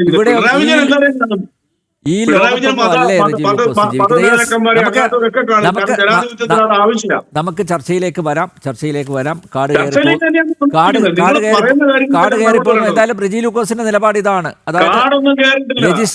രജിസ്ട്രാർ എടുത്ത നടപടി അത് നിയമവിരുദ്ധമല്ല എന്ന് തന്നെയാണ് അല്ലേ? അതുകൊണ്ട് രജിസ്ട്രാറിന്റെ ആ നടപടിയെ പൂർണ്ണമായും അംഗീകരിക്കുന്നു. കോടതിക്ക് തെറ്റുപറ്റിയെന്നാണോ റെജി ലൂക്കോസ് ഉദ്ദേശിക്കുന്നത്? എനിക്കറിയില്ല, അങ്ങനെ പറഞ്ഞിട്ടില്ല. അല്ല, കോടതിക്ക് ബഹുമാനപ്പെട്ട കോടതി ഒന്നും ഇതിനകത്ത് വലിച്ചടിക്കണ്ടേ? കോടതി രജിസ്ട്രാറുടെ വാദം കേൾക്കും, അദ്ദേഹം അവിടെ അവിടമെറ്റ് കൊടുക്കും, അദ്ദേഹത്തിനോട് ചോദ്യത്തിന് മറുപടി പറയും. ബഹുമാനപ്പെട്ട കോടതി ഉചിതമായി തീരുമാനമെടുക്കും. അതിനുള്ള ജനാധിപത്യ ബോധം നമ്മുടെ കോടതിയിൽ കൂടെ. ഞാൻ കോടതിയെ ഏറെ ബഹുമാനിക്കുന്നതാണ്. കോടതി തീരുമാനമെടുക്കും. കോടതിയുടെ വാക്കുകളെ ഒന്നും ഇവിടെ വക്രീകരിക്കേണ്ട. കോടതി വിമർശിക്കാൻ ഞാൻ ആളുമല്ല. നിയമവ്യവസ്ഥയെ വിമർശിക്കാന്ന് പറഞ്ഞാൽ ജനാധിപത്യത്തെ വിശ്വസിക്കുന്നില്ല എന്നുള്ളതാണ്. നമുക്ക് അതിന് പറ്റത്തില്ല. രജിസ്ട്രാർ എടുത്ത തീരുമാനം ഞങ്ങൾ കുറച്ച് പറയുന്നു, അത് കറക്റ്റ് തീരുമാനം. ആൺകുട്ടിയെ പോലെ രജിസ്ട്രാർ മതവെറിയന്മാരുടെ മതഭ്രാന്ത് ഇംപ്ലിമെന്റ് ചെയ്യാൻ ശ്രമിച്ചപ്പോൾ പാടില്ല എന്ന് പറഞ്ഞ ആ രജിസ്ട്രാർക്ക് കേരളം ഒരു സല്യൂട്ട് തന്നെ കൊടുത്തിരിക്കുക. നിയമവഴിയുള്ളത് പിന്നീട് പറയട്ടെ, അത് കോടതി നിയമിക്കുമ്പോൾ അപ്പർ കോടതി കൊടുത്തില്ല. തിരുവനന്തപുരത്ത് ഏതാനും SFIക്കാര് സല്യൂട്ട് കൊടുത്തു, ഭരണഘടനയും കൊടുത്തു കൂട്ടത്തിൽ, അല്ലാതെ കേരളം ഒന്നും കൊടുത്തിട്ടൊന്നുമില്ല. ശ്രീജിത്ത്, ഹൈക്കോടതിയുടെ നിരീക്ഷണങ്ങളെ താങ്കൾ എങ്ങനെ നോക്കിക്കാണുന്നു? മാത്രമല്ല, ഇന്ന് ഉന്നത വിദ്യാഭ്യാസ മന്ത്രി ആർ ബിന്ദു VC-യുടെ ചുമതല വഹിക്കുന്ന ഡോക്ടർ സിസ തോമസിന് ഒരു കത്ത് നൽകിയിട്ടുണ്ട്. അതിൽ പറഞ്ഞിരിക്കുന്നത് VC-യുടെ നടപടി ബാഹ്യസമ്മർദ്ദത്തിൽ, അതായത് ഡോക്ടർ മോഹനൻ കുന്നുമ്മലിൻ്റെ നടപടി ബാഹ്യസമ്മർദ്ദത്തിൽ ആണ്, ചട്ടവിരുദ്ധമാണ്. അതുകൊണ്ട് ഉടൻ തന്നെ ഇക്കാര്യത്തിൽ ഒരു തീരുമാനം എടുക്കണം എന്നാണ് പറഞ്ഞിരിക്കുന്നത്. രജിസ്ട്രാറെ അവിടെ തന്നെ കൊണ്ടുവന്ന് ഇരുത്തണം അനിൽകുമാറിനെ എന്നൊരു കത്തുകൂടി കൊടുത്തിട്ടുണ്ട്. അപ്പോൾ കോടതിയെ വകവയ്ക്കുന്നില്ല. മാത്രമല്ല, അവർ വിചാരിച്ചതുപോലെ CPM അവരുടെ ഹുങ്ക് കാണിക്കുകയാണ്. ഇനിയിപ്പം നാളെയും രജിസ്ട്രാർ ആ കസേരയിൽ തുടരാൻ തന്നെയാണ് പോകുന്നത്. അങ്ങനെയുള്ള മെസ്സേജുകളാണ് ലഭിച്ചുകൊണ്ടിരിക്കുന്നത്. ശ്രേയനിൽ, ഇത് ചട്ടവിരുദ്ധമാണോ എന്നുള്ളത് രണ്ട് കാര്യത്തിന്റെ അടിസ്ഥാനത്തിലാണ് മനസ്സിലാക്കേണ്ടത്. അതിലൊന്ന്, ഇപ്പോൾ VC എടുത്തിരിക്കുന്ന നടപടി, രജിസ്ട്രാർക്കെതിരെ അദ്ദേഹത്തിനെ സസ്പെൻഡ് ചെയ്തുകൊണ്ടുള്ള നടപടി, അങ്ങനെ സസ്പെൻഡ് ചെയ്യാനായിട്ടുള്ള അധികാരം അദ്ദേഹത്തിനുണ്ടോ എന്നുള്ളതാണ് കോടതി പരിഗണിക്കേണ്ടുന്ന ഒരു വിഷയം. രണ്ടാമത്തെ വിഷയം, എന്ത് കാരണത്താലാണ് ആ ചടങ്ങിൽ ചാൻസലർ കൂടിയായിട്ടുള്ള ഗവർണറുടെ പാർട്ടിസിപ്പേഷൻ ഉണ്ട് എന്ന് അറിഞ്ഞിരിക്കെ തന്നെ അതിന് അനുമതി നിഷേധിക്കുന്ന രീതിയിലത്തേക്ക് രാജ്ഭവനെ വൈകിയാണെങ്കിലും അറിയിക്കാനായിട്ടുള്ള ഒരു തീരുമാനം രജിസ്ട്രാറിന്റെ ഭാഗത്ത് നിന്നുണ്ടായിരിക്കുന്നത് എന്ത് ചട്ടത്തിന്റെ അടിസ്ഥാനത്തിലാണ് എന്നുള്ളതാണ്. ഈ രണ്ട് കാര്യങ്ങളാണ് കോടതി പരിശോധിക്കേണ്ടത്. അപ്പോൾ നിലവിൽ തന്നെ കോടതി ഇതുമായി ബന്ധപ്പെട്ട് ഒരു ചോദ്യം ചോദിച്ചിട്ടുണ്ട്. ആ ചോദ്യം എന്ന് പറയുന്നത് തന്നെ ഇതുപോലെ ഒരു തീരുമാനം രജിസ്ട്രാറിനെ പുറത്താക്കുന്നതുമായി ബന്ധപ്പെട്ട്, സസ്പെൻഡ് ചെയ്യുന്നതുമായി ബന്ധപ്പെട്ട് വൈസ് ചാൻസലർ എടുത്തതിന് ശേഷം അദ്ദേഹം ആ തീരുമാനം സെനറ്റിനെയും സിൻഡിക്കേറ്റിനെയും ഒക്കെ അറിയിച്ചാൽ പോരെ എന്നുള്ള ഒരു ചോദ്യമുണ്ട്. അപ്പൊ ഇന്ന് കുറച്ച് മുമ്പ് ഞാൻ ഒരു മാധ്യമ പ്രവർത്തകൻ ശ്രീ മോഹൻ കുന്നുമലുമായിട്ട് നടത്തിയിരിക്കുന്ന ഒരു ബ്രീഫായിട്ടുള്ള ഒരു ഇന്റർവ്യൂ പബ്ലിഷ് ചെയ്തിരിക്കുന്ന കണ്ടു. എനിക്ക് തോന്നുന്ന മാതൃഭൂമിയിലാണെന്ന് തോന്നുന്നു. അപ്പൊ അതിൽ അദ്ദേഹം പറയുന്നുണ്ട്, അദ്ദേഹത്തിന്റെ അധികാരം എന്ന് പറയുന്നത് എല്ലായ്പ്പോഴും ഉള്ളതാണ്. സെനറ്റും സിൻഡിക്കേറ്റും യോഗം കൂടുന്ന സമയത്തുള്ള അധികാരവും VC-യുടേത് അല്ലാതെ എല്ലാ സമയത്തുമുള്ള അധികാരമാണ്. അദ്ദേഹം തീരുമാനമെടുക്കുന്നതിനെ സെനറ്റിനെയും സിൻഡിക്കേറ്റിനെയും കമ്മ്യൂണിക്കേറ്റ് ചെയ്താൽ മതി എന്ന് അദ്ദേഹം ചട്ടപ്രകാരം പറയുകയും നിയമവിരുദ്ധമായിട്ടൊന്നും അദ്ദേഹം ചെയ്തിട്ടില്ല എന്ന് പറയുകയും ചെയ്യുകയാണ്. രണ്ട്, രജിസ്ട്രാറുടെ തീരുമാനം അതെപ്പോഴാണ് തെറ്റായി മാറുക? മതപരമായിട്ടുള്ള എന്തെങ്കിലും ഒരു പ്രഭാഷണം, അങ്ങനെയുള്ള ഒരു ചടങ്ങ്, അതിനു വേണ്ടിയിട്ട് ഈ ഹാള് വിട്ടുകൊടുക്കാൻ പാടില്ല എന്നത് മാത്രമാണ് അതിലുള്ള ഒബ്ജക്ഷനുള്ള ഒരേ ഒരു കാരണം. അപ്പൊ അങ്ങനെ എന്തെങ്കിലും മതപരമായിട്ടുള്ള ഒരു ചിഹ്നം അവിടെ ഉപയോഗിച്ചുകൊണ്ട് മതപരമായിട്ടുള്ള ഒരു പ്രഭാഷണത്തിന് വേണ്ടിയിട്ടാണോ ഈ ചടങ്ങിനെ ഉപയോഗിച്ചത് എന്നുള്ളത് മാത്രമാണ് അവിടെ പരിഗണനാ വിഷയം. നമ്മൾ ആലോചിച്ച് നോക്കുക, അത് ഈ സംസ്ഥാനത്ത് തന്നെ ഏറ്റവും കൂടുതൽ ഉത്തരവാദിത്തമുള്ള ഗവർണർ കൂടിയായിട്ടുള്ള ചാൻസലറാണ്. അദ്ദേഹം പങ്കെടുക്കുന്ന ഒരു ചടങ്ങാണ്. ആ ചടങ്ങിൽ ഇത് മതപരമായിട്ടുള്ള കാര്യമാണോ അല്ലയോ എന്നതിനെ കുറിച്ച് ഒരു തീരുമാനം എടുക്കേണ്ടുന്നത് രജിസ്ട്രാർ ആണ് എങ്കിൽ അതിൽ അദ്ദേഹത്തിന് കൃത്യമായിട്ടുള്ള ബോധ്യമുണ്ടാകണം. അതുകൊണ്ട് തന്നെ എന്താണ് ഇതിൽ മതപരമായിട്ടുള്ള ഒരു ചിഹ്നം, എന്ത് മതപരമായിട്ടുള്ള കാര്യങ്ങളെയാണ് അവിടെ ഉപയോഗിച്ചത് എന്നതുമായി ബന്ധപ്പെട്ട ചോദ്യങ്ങളും കോടതിയുടെ ഭാഗത്ത് നിന്നുണ്ടാകും. അതിന്റെ പ്രാഥമികമായിട്ടുള്ള കാര്യങ്ങൾ നമ്മളിപ്പോൾ കാണുകയും ചെയ്തു. അപ്പൊ ഇതിൽ മതപരമായിട്ടുള്ള എന്തെങ്കിലും കാര്യമില്ല. ഇവിടുത്തെ ഒരു വലിയ പ്രശ്നം, ഈ ഹിന്ദുയിസം എന്ന് പറയുമ്പോൾ നമ്മളൊരു മതപരമായിട്ടുള്ള ആംഗിൾ പറയുന്ന സമയത്ത് ആൾക്കാർ നമ്മളോട് പറയും, അതൊരു മതമല്ല, അതൊരു സംസ്കാരമാണെന്ന് പറയും. സാംസ്കാരികമായിട്ടുള്ള ചിഹ്നങ്ങളെ പറ്റി നമ്മൾ പറയുന്ന സമയത്ത് ആൾക്കാർ എതിർക്കാനായിട്ട് പറയും, അത് സംസ്കാരമല്ല, അതൊരു മതമാണ് എന്ന് പറയും. അപ്പൊ ഇങ്ങനെ ഇന്റർചേഞ്ചബിൾ ചെയ്ത ആൾക്കാർ ഉപയോഗിച്ചുകൊണ്ട് സാംസ്കാരികമായിട്ടുള്ള ഒരു കാര്യത്തിനെ പറ്റി പറയുമ്പോൾ അതിലേക്ക് മതത്തിനെ കടത്തുന്നതിന് വേണ്ടിയിട്ടാണ് ഉപയോഗിക്കുക. ഇപ്പോൾ ഞാൻ അങ്ങനെയാണെങ്കിൽ ഒരു ചോദ്യം ചോദിച്ചാൽ, കാവി പതാക ധരിക്കുന്നു എന്നതുകൊണ്ട് അതൊരു മതചിഹ്നമായി മാറുന്നുണ്ടോ? അങ്ങനെ ആകുന്നില്ല. കാവി പതാക എന്ന് പറയുന്നത് ആ ചിഹ്നം പരമ്പരാഗതമായിട്ട് തന്നെ ഹൈന്ദവ സംസ്കാരത്തിനെ പ്രതിനിധീകരിക്കുന്നതാണ്. അതല്ലാതെ അത് RSSനെ പ്രതിനിധീകരിക്കുന്നതല്ല, ഏതെങ്കിലും ഒരു ഹിന്ദു സംഘടനയെ പ്രതിനിധീകരിക്കുന്നതല്ല. RSS ഉണ്ടാകുന്നതിനും എത്രയോ കാലം മുമ്പ് തന്നെ ഭാരതമാത എന്ന ചിഹ്നം ഇവിടെയുണ്ട്. അതിനെ റെപ്രസെന്റ് ചെയ്യുന്നതിനെല്ലാം തന്നെ ഈ കാവി നിറം ഉപയോഗിച്ചിട്ടുണ്ട്. ആൾക്കാരെല്ലാം പറയുന്നുണ്ട് അഭിനീന്ദ്രനാഥ് ചാറ്റർജി വരച്ചിരിക്കുന്ന ചിത്രം ഇങ്ങനെയല്ലല്ലോ എന്ന്. അതിലുള്ള ഭാരതാംബ ധരിച്ചിരിക്കുന്ന വസ്ത്രത്തിന്റെ നിറം തന്നെ സാഫ്രനാണ്, കാവിയാണ്. അപ്പോൾ ഹൈന്ദവ പ്രതീകം എന്ന രീതിയിലാണ് അതിനെ ഉപയോഗിക്കുന്നത്. അത് നമ്മുടെ സംസ്കാരത്തിന്റെ കൂടി ഭാഗമാണ്. ഇപ്പോ മന്ത്രി ശ്രീ V ശിവൻകുട്ടി അടക്കമുള്ള ആൾക്കാർ പറയുന്നുണ്ട് ഭരണഘടനയെ ബഹുമാനിക്കുന്ന ഏതൊരാളിനും, അദ്ദേഹം തന്നെ ആ ചടങ്ങ് ബഹിഷ്കരിക്കുന്ന സമയത്ത് പറയുന്നുണ്ട് ഭരണഘടനയെ ബഹുമാനിക്കുന്ന ഏതൊരാളിനും ഭാരതാംബയുള്ള ഒരു ചടങ്ങിൽ പങ്കെടുക്കാനായിട്ട് കഴിയില്ല എന്നാണ് അദ്ദേഹം പറയുന്നത്. ഭരണഘടനയാണ് നമ്മൾ വെക്കേണ്ടത്, അതിനെയാണ് നമ്മൾ ഉയർത്തിപ്പിടിക്കേണ്ടത് എന്ന് അദ്ദേഹം പറയുന്നുണ്ട്. അപ്പൊ എനിക്ക് ലളിതമായിട്ട് അദ്ദേഹത്തിനോട്, അദ്ദേഹം ഈ ചർച്ചയിലില്ല, വേണമെങ്കിൽ റെജി ലൂക്കോസിന് അതിന് മറുപടി പറയാനായിട്ട് ശ്രമിക്കാം. എനിക്കുള്ള ഒരു ലളിതമായിട്ടുള്ള ചോദ്യം, ഭരണഘടന നമ്മൾ കണ്ടിട്ടുണ്ടെങ്കിൽ, അതിന്റെ അസൽ കോപ്പി നമ്മൾ കണ്ടിട്ടുണ്ടെങ്കിൽ, അതിലെ പാർട്ട് 3 ഫണ്ടമെന്റൽ റൈറ്റ്സിനെ പറ്റി പറയുന്ന സ്ഥലത്ത് ഉപയോഗിച്ചിരിക്കുന്ന ചിഹ്നം ശ്രീരാമന്റെയും സീതയുടെയും ലക്ഷ്മണന്റെയും പടമാണ്. അയോധ്യയിലേക്ക് അവരെ തിരിച്ചു വരുന്ന ചിത്രമാണ്. അപ്പൊ ഞാൻ ചോദിക്കുന്നത്, ഭരണഘടനയുമായി ബന്ധപ്പെട്ട് അതിലെ ഫണ്ടമെന്റൽ റൈറ്റ്സിനെ പറ്റിയിട്ടുള്ള ഒരു ചർച്ച നടക്കുകയാണ്. അങ്ങനെ ക്രിയാത്മകമായിട്ടുള്ള ഒരു ചർച്ച നടത്തുന്ന സമയത്ത് ഭരണഘടനയിൽ തന്നെ ഉപയോഗിച്ചിരിക്കുന്ന ശ്രീരാമന്റെ ചിത്രമാണ് അവിടെ പ്രദർശിപ്പിക്കുന്നത് എങ്കിൽ മന്ത്രി V ശിവൻകുട്ടിക്ക് എതിരഭിപ്രായം ഇല്ലേ എന്നുള്ളതാണ്. കാരണം നമ്മൾ ഈ പറയുന്ന ഡോക്ടർ BR അംബേദ്കറും ജവഹർലാൽ നെഹ്റുവും എല്ലാം ഉൾപ്പെടെയുള്ള കോൺസ്റ്റിറ്റ്യൂവന്റ് അസംബ്ലി അപ്രൂവ് ചെയ്തിരിക്കുന്ന, അവരുടെ ഒപ്പിട്ടിരിക്കുന്ന ആദ്യത്തെ പ്രതിയാണ്. ആ പ്രതിയിൽ വരച്ചു ചേർത്തിരിക്കുന്ന ശ്രീരാമന്റെ ചിത്രമാണ്. അതേപോലെ തന്നെ നമുക്ക് വേണമെങ്കിൽ കേന്ദ്ര സർക്കാരിനെതിരെ നിരവധിയായിട്ടുള്ള പല അഭിപ്രായ ഭിന്നതകൾ നമ്മുടെ സംസ്ഥാന സർക്കാരിനുണ്ട്. കേന്ദ്ര സർക്കാരിന്റെ പല പദ്ധതികളെയും ഇവിടെ നടപ്പാക്കുന്നുണ്ട്. അങ്ങനെ യോജിച്ച് നടപ്പാക്കുന്ന ഏതെങ്കിലും ഒരു പദ്ധതിയുടെ സമയത്ത് പാർട്ട് 5 യൂണിയൻ ഗവൺമെന്റിനെ പറ്റി പറയുന്ന സ്ഥലത്ത് വിഷ്ണുവിന്റെ അവതാരങ്ങളാണ് ചിഹ്നങ്ങളായിട്ട് ഉപയോഗിച്ചിരിക്കുന്നത്. അപ്പൊ നമ്മൾ അവിടെ വിഷ്ണുവിന്റെ ചിഹ്നങ്ങൾ, അവതാര ചിഹ്നങ്ങളൊക്കെ നമ്മൾ അവിടെ കൊണ്ടുവച്ചു കഴിഞ്ഞാൽ അത് മന്ത്രി ശിവൻകുട്ടിക്കും P പ്രസാദിനും എല്ലാവർക്കും സ്വീകാര്യമാകുമോ? ഇനി ഷെഡ്യൂളുകളെ പറ്റി പറയുന്നുണ്ട്. ആ ഭാഗത്ത് ശിവന്റെ ചിത്രം, നടരാജ ചിത്രമാണ് ഉപയോഗിച്ചിരിക്കുന്നത്. അത് ഉപയോഗിക്കുന്നുണ്ട്. അപ്പൊ നമ്മൾ ഇനിയും ഷെഡ്യൂളുകളെ, ഭരണഘടനയിലുള്ള വിവിധ ഷെഡ്യൂളുകളെ പറ്റിയിട്ടുള്ള ഒരു ചർച്ച സംസ്ഥാന സർക്കാർ നടത്തുന്ന സമയത്ത് മന്ത്രി ശ്രീ V ശിവൻകുട്ടി അടക്കം പങ്കെടുക്കുന്നു. ആ സമയത്ത് അവിടെ വലിയൊരു നടരാജ വിഗ്രഹമാണ് അവിടെ വെക്കുന്നത് എങ്കിൽ അതിനെ ഒരു ഹിന്ദു ചിഹ്നമായിട്ട് നിങ്ങൾ കാണുമോ, അതോ ഭരണഘടനയിൽ ഉള്ളതായതുകൊണ്ട് അതിനെ നിങ്ങൾ അംഗീകരിക്കുമോ, അതോ നിങ്ങൾ ഇതിനെ കാവ്യവൽക്കരണം എന്ന രീതിയിലേക്ക് എതിർക്കുമോ എന്നുള്ളതാണ് പ്രശ്നം. ഇവിടുത്തെ ഏറ്റവും അടിസ്ഥാനപരമായിട്ടുള്ള പ്രശ്നം, ഇതൊരു ഇഷ്യൂ അല്ലാത്ത ഒരു കാര്യത്തിനെ അനാവശ്യമായിട്ട് പെരുപ്പിച്ച് കാണിക്കാനായിട്ട് സർക്കാരിന്റെ ഭാഗത്തു നിന്നുള്ള ആൾക്കാർ ശ്രമിക്കുന്നു എന്നുള്ളതാണ്. ഈ ഭാരതമാതയുമായി ബന്ധപ്പെട്ട് കഴിഞ്ഞ വർഷം തന്നെ ഉണ്ടായിരിക്കുന്ന സുപ്രധാനമായിട്ടുള്ള 2 ഹൈക്കോടതി വിധികളുണ്ട്. അതിലൊന്ന് വന്നിരിക്കുന്നത് തമിഴ്നാട്ടിൽ നിന്നാണ്, മദ്രാസ് ഹൈക്കോടതിയാണ്. മദ്രാസ് ഹൈക്കോടതി പറയുന്നത് തലയ്ക്ക് ബോധമുള്ള ഏതെങ്കിലും ഒരാൾ, no person in his right senses, തലയ്ക്ക് വിവരമുള്ള ഒരാളും ഒരാളിന്റെ ദേശസ്നേഹത്തിന്റെ പ്രതീകമായിട്ട് ഭാരതാംബയെ ഉപയോഗിക്കുന്ന സമയത്ത് അത് സംസ്ഥാനത്തിന്റെ, സ്റ്റേറ്റിന്റെ താല്പര്യത്തിന് വിരുദ്ധമാണ് എന്ന് പറയില്ല എന്നാണ്. തലയ്ക്ക് വിവരമുള്ള ഒരാളും അത് പറയില്ല എന്ന് വെച്ചാൽ, തലയ്ക്ക് വിവരമുള്ള ആൾക്കാർക്ക് ഒരാളിന്റെ പാട്രിയോട്ടിസത്തിന്റെ ഒരു അടയാളം എന്ന നിലയ്ക്ക് മാത്രമേ ഭാരതാംബയെ കാണാൻ കഴിയുകയുള്ളൂ എന്നാണ് മദ്രാസ് ഹൈക്കോടതി പറഞ്ഞത്. അതേപോലെ തന്നെ കർണാടകയിൽ ഒരു സ്റ്റേറ്റ്മെന്റ് ഉണ്ടായിരുന്നു, ഭാരത് മാതാ കി ജയ് എന്നുള്ള മുദ്രാവാക്യം ആൾക്കാർ വിളിച്ചിരുന്ന സമയത്ത് അത് സമൂഹത്തിൽ വലിയൊരു ഡിസ്കോഡ് ഉണ്ടാക്കും എന്നൊക്കെ പറഞ്ഞ സമയത്ത് ഹൈക്കോടതി അതിൽ തീർപ്പ് കൽപ്പിക്കുന്ന സമയത്ത് കർണാടകയിൽ ഹൈക്കോടതി പറഞ്ഞത് it creates harmony not discord എന്നാണ്. ആൾക്കാർ തമ്മിൽ ഒരു സഹവർത്തിത്വം അതാണ് ഉണ്ടാക്കുക, അതല്ലാതെ ഭിന്നതയല്ല, ഭിന്നിപ്പല്ല ഭാരത മാതാ കി ജയ് എന്ന് പറയുന്നത് ഉപയോഗിക്കുന്നതെന്നാണ്. അപ്പൊ ഈ ഭാരത മാതാവ് എന്ന് പറയുന്നത് നമ്മുടെ ഒരു കൾച്ചറൽ സിമ്പലാണ്. ആ കൾച്ചറൽ സിമ്പലിനെ ആൾക്കാർ പല രീതിയിൽ പ്രതിനിധീകരിക്കുന്നുണ്ട്. അപ്പൊ അതിന്റെ ഭാഗമായിട്ട് വെറുതെ മുട്ടി ന്യായങ്ങളൊക്കെ ഉപയോഗിച്ചുകൊണ്ട് അതിൽ പ്രതിനിധീകരിക്കുന്ന ഭൂപടം ഭാരതത്തിൻ്റെതല്ല, അതിലുള്ള പതാക ഭാരതത്തിൻ്റെതല്ല എന്നൊക്കെ പറഞ്ഞുകൊണ്ട് പല ന്യായങ്ങൾ കണ്ടെത്താനായിട്ട് ശ്രമിക്കുകയാണ്. അതെല്ലാം തന്നെ നമ്മൾ ഈ അഖണ്ഡ ഭാരതം എന്ന് പറഞ്ഞിട്ടുള്ള ഒരു കോൺസെപ്റ്റ് ആണ് എന്നതിനെ കുറിച്ചോ, അത് ഒരു ഹിന്ദുയിസത്തിന്റെ പ്രതീകാത്മകമായിട്ട് അത് എവിടെയൊക്കെ വ്യാപിച്ചിരുന്നു എന്നതിനെ പറ്റി കാണിക്കുന്നതാണ് എന്നതിനെ കുറിച്ചോ അറിയാതെയല്ല ഈ പറയുന്നത്. ഇനി മറ്റ് പല രാജ്യങ്ങളുടെയും ഭൂപ്രദേശങ്ങൾ കൂടി ഉൾപ്പെട്ടിരിക്കുന്ന ഒരു മാപ്പിൽ ഇന്ത്യയുടെ പതാകയാണ് വെക്കേണ്ടത് എന്ന് പറഞ്ഞാൽ അത് അവരുടെ സോവറിനിറ്റിയെ ചോദ്യം ചെയ്യുകയാണ്. മറിച്ച് സാംസ്കാരികമായിട്ട് ഇതെല്ലാം തമ്മിൽ ഒരു കണക്ഷൻ ഉണ്ട് എന്ന് സ്ഥാപിക്കുന്നതിന്റെ ഭാഗമായിട്ട് ഉപയോഗിക്കാൻ കഴിയുന്ന ഏറ്റവും നല്ല നിറം എന്ന് പറയുന്നത് ഈ സംസ്കാരത്തിന്റെ നിറം തന്നെയാണ്. അപ്പൊ ഇങ്ങനെയുള്ള കാര്യങ്ങളെല്ലാം തന്നെ നമ്മുടെ മുന്നിൽ ഉള്ളപ്പോഴാണ് പല വാദങ്ങളെ ഉന്നയിച്ചുകൊണ്ട് തെറ്റായിട്ടുള്ള പല പ്രതീകങ്ങളെയും ഇതിലേക്ക് കൊണ്ടുവന്ന് ഇതിനെ എതിർക്കാനായിട്ട് ശ്രമിക്കുന്നത്. അപ്പൊ ഗവർണർ ഇത് ചെയ്തിരിക്കുന്നത് എന്താണ്? ഗവർണർ ഇവിടെ ഭാരതാംബയുടെ ചിത്രം വെക്കുന്നു. ചിത്രം വെച്ചതിന് ശേഷം നിങ്ങൾ എല്ലാവരും എഡിറ്റ് ചെയ്ത് സല്യൂട്ട് ചെയ്യണമെന്നൊന്നും അദ്ദേഹം പറയുന്നില്ല. അദ്ദേഹം അതിനെ ഉപചാരപൂർവ്വം അദ്ദേഹം അവിടെ അതിനു മുന്നിൽ വിളക്ക് കൊളുത്തുന്നു, അദ്ദേഹം അവിടെ പുഷ്പാർച്ചന നടത്തുന്നു.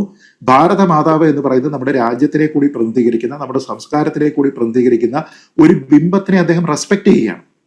അവിടെ ഏതെങ്കിലും ഒരു മതത്തിനെ അദ്ദേഹം നിന്ദിക്കുന്നില്ല, ഏതെങ്കിലും ഒരു മതം മോശമാണ് എന്ന് അദ്ദേഹം പറയുന്നില്ല. പണ്ട് കോൺസ്റ്റിറ്റ്യൂന്റ് അസംബ്ലിയിൽ ഭാരതം എന്നുള്ള പേര് നമ്മുടെ രാജ്യത്തിന് സ്വീകരിക്കണം എന്നതുമായി ബന്ധപ്പെട്ട് ചർച്ച നടക്കുമ്പോൾ സെൻട്രൽ പ്രോവിൻസസിൽ നിന്നുള്ള സേഠ് ഗോവിന്ദദാസിന്റെ ഒരു സ്റ്റേറ്റ്മെന്റ് ഉണ്ടായിരുന്നു. അന്ന് അദ്ദേഹം പറഞ്ഞിരുന്നത് തന്നെ മഹാത്മാഗാന്ധി നേതൃത്വം നൽകിയിരിക്കുന്ന നമ്മുടെ സ്വാതന്ത്ര്യ സമര പ്രസ്ഥാനത്തിൽ ഏറ്റവും കൂടുതൽ ഉയർന്നു കേട്ടിരുന്ന ഒരു മുദ്രാവാക്യം ഭാരത് മാതാ കി ജയ് എന്നാണ്. അപ്പൊ എനിക്ക് അങ്ങേയറ്റത്തെ സന്തോഷമാണ് അതിലുള്ള ഭാരത് എന്ന് പറയുന്ന പേരിനെ നമ്മുടെ രാജ്യത്തിന്റെ, ഇന്ത്യ എന്നതിന്റെ തത്തുല്യമായിട്ടുള്ള ഒരു പേരായിട്ട് നമ്മൾ ഇപ്പോൾ സ്വീകരിക്കുമ്പോൾ എനിക്ക് അങ്ങേയറ്റത്തെ അഭിമാനമാണ് എന്നാണ് പറഞ്ഞിരുന്നത്. ഇപ്പൊ കഴിഞ്ഞ ദിവസം ശ്രീ ശിവൻകുട്ടി പറഞ്ഞിട്ട് ഭാരതാംബയുള്ള ഒരു ചടങ്ങിലും പങ്കെടുക്കില്ലായിരുന്നു. അപ്പൊ ഭാരതാംബയുള്ള ഒരു ചടങ്ങിൽ നിന്നാണ്, അല്ലാതെ കാവിക്കൊടി ഏന്തിയ ഭാരതാംബ എന്നിടത്ത് നിന്ന് ഭാരതാംബയുള്ള ഒരു സ്ഥലത്ത് നമ്മൾ പങ്കെടുക്കില്ല എന്ന രീതിയിലത്തേക്ക് അദ്ദേഹം മാറിയിട്ടുണ്ട്. ഇനി അതിന്റെ തുടർച്ചയായിട്ടാണ് ഇപ്പൊ ഈ പറയുന്നത്, നമ്മൾ ഈ മതചിഹ്നങ്ങളെ ഒന്നും തന്നെ ഉപയോഗിക്കില്ല, മതപരമായിട്ടുള്ള പ്രാർത്ഥനകളൊന്നും തന്നെ പാടില്ല എന്നൊക്കെ പറയുന്നത്. അപ്പൊ നമ്മളൊരു റിലീജിയസ്ലി അഗ്നോസ്റ്റിക് ആയിട്ടുള്ള ഒരു സമൂഹമാണ് എന്ന രീതിയിലത്തേക്കാണോ മന്ത്രി ശ്രീ ശിവൻകുട്ടി ധരിച്ചു വെച്ചിരിക്കുന്നത് എന്നത് എനിക്കറിയില്ല. ഇപ്പോ ഭരണഘടന വെക്കണം, ഭരണഘടനയെ മാത്രമേ നമ്മൾ ബഹുമാനിക്കാൻ കഴിയുള്ളൂ എന്നൊക്കെ പറയുമ്പോൾ ഞാൻ ചോദിക്കുന്നത്, ഈ അഖണ്ഡ ഭാരതം എന്നൊക്കെ പറയുന്നത് ഇന്ന് ഇന്ത്യയിൽ ഇല്ലല്ലോ, ഇന്ത്യയുടെ ഭാഗമായിട്ടുള്ള സ്ഥലമല്ലല്ലോ ഇതൊക്കെ എന്ന് പറയുമ്പോൾ മന്ത്രി പാടുന്നത് നമ്മുടെ ജനഗണമന തന്നെയല്ലേ? അതിൽ പഞ്ചാബ്, സിന്ധ്, ഗുജറാത്ത്, മറാഠ എന്ന് പറയുമ്പോൾ ഈ സിന്ധ് എന്ന് പറയുന്നിടത്ത് വിഴുങ്ങുമോ? സിന്ധ് ഇപ്പോഴത്തെ ഇന്ത്യയുടെ ഭാഗത്തില്ലല്ലോ, അത് പാകിസ്ഥാനിലാണല്ലോ. അപ്പൊ സിന്ധ് എന്നുള്ളത് വിട്ട് ബാക്കിയാണോ മന്ത്രി പാടാറുള്ളത്? എനിക്കറിയില്ല. അതേപോലെ നമ്മുടെ സംസ്ഥാനത്തിന്റെ ഒഫീഷ്യലായിട്ടുള്ള എംബ്ലം ഉണ്ട്. ആ എംബ്ലത്തിൽ നമ്മൾ സ്വീകരിച്ചിരിക്കുന്ന ഒരു ശംഖുണ്ട്. ആ ശംഖ് എവിടെ നിന്നാണ്? അത് ശിവൻകുട്ടിയുടെ പാർട്ടി ഓഫീസിൽ നിന്ന് വന്നിരിക്കുന്നതല്ല, തിരുവിതാംകൂറിന്റെ മുദ്രണമാണ്. അപ്പൊ തിരുവിതാംകൂർ ഇന്നുണ്ടോ? ഇല്ലല്ലോ. രാജഭരണം, ഒരു ഹിന്ദു രാജാവ് ഭരിച്ചിരുന്ന തിരുവിതാംകൂർ എന്ന് പറയുന്ന പ്രിൻസ്ലി സ്റ്റേറ്റ് ഇന്നില്ല. പക്ഷെ അതിന്റെ ചിഹ്നം നമ്മളിപ്പോഴും സ്വീകരിച്ച് അവിടെ വെച്ചിരിക്കുക. ഇതിൽ തന്നെ നമ്മുടെ ലോഗോയിൽ തന്നെ ഇപ്പൊ പരിഷ്കരിച്ചതിന് ശേഷം സത്യമേവ ജയതേ എന്ന് എഴുതി വെച്ചിട്ടുണ്ട്. ഈ സത്യമേവ ജയതേ എവിടെ നിന്ന് വരുന്നത്? മുണ്ടകോപനിഷത്താണ്. മുണ്ടകോപനിഷത്ത് എന്ന് പറയുന്നത് എവിടെ നിന്നാണ്? യാതൊരു വിധത്തിലുള്ള മതവും ഇല്ലാത്ത ഒരു സ്ഥലത്ത് നിന്ന് വന്നിരിക്കുന്ന ഒരു കൃതിയാണോ? അല്ല. അപ്പൊ ഇതിനെല്ലാം തന്നെ നമ്മുടെ സംസ്കാരത്തിന്റെ ഭാഗമായിട്ട് എന്താണ്, നമ്മുടെ ഈ ഹൈന്ദവ ചിന്തയുടെ, ആ തത്വചിന്തയുടെ ഒക്കെ ഭാഗമായിട്ട് സ്വീകരിച്ചിരിക്കുന്ന കാര്യങ്ങളാണ്. അതിനെ തുടർന്ന് വന്നിരിക്കുന്ന ഏറ്റവും വലിയ മണ്ടത്തരമാണ് നമ്മളിപ്പോ ഈ ദൈവത്തിനെ സ്തുതിക്കുന്ന തരത്തിലുള്ള കീർത്തനങ്ങളൊന്നും തന്നെ നമ്മൾ പാടാൻ പാടില്ല. അപ്പൊ നമ്മുടെ ഈശ്വര പ്രാർത്ഥന എന്ന് പറയുന്ന ഒരു സംവിധാനം ഇനി വേണ്ട എന്നൊക്കെ പറയുകയാണ്. അങ്ങനെയാണെങ്കിൽ മന്ത്രി സ്കൂളുകളിൽ നിന്ന് ഈ ജനഗണമന നിരോധിക്കുമോ?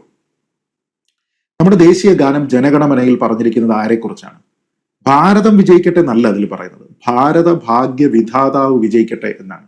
ആരാ ഭാരത ഭാഗ്യ വിധാതാവ്?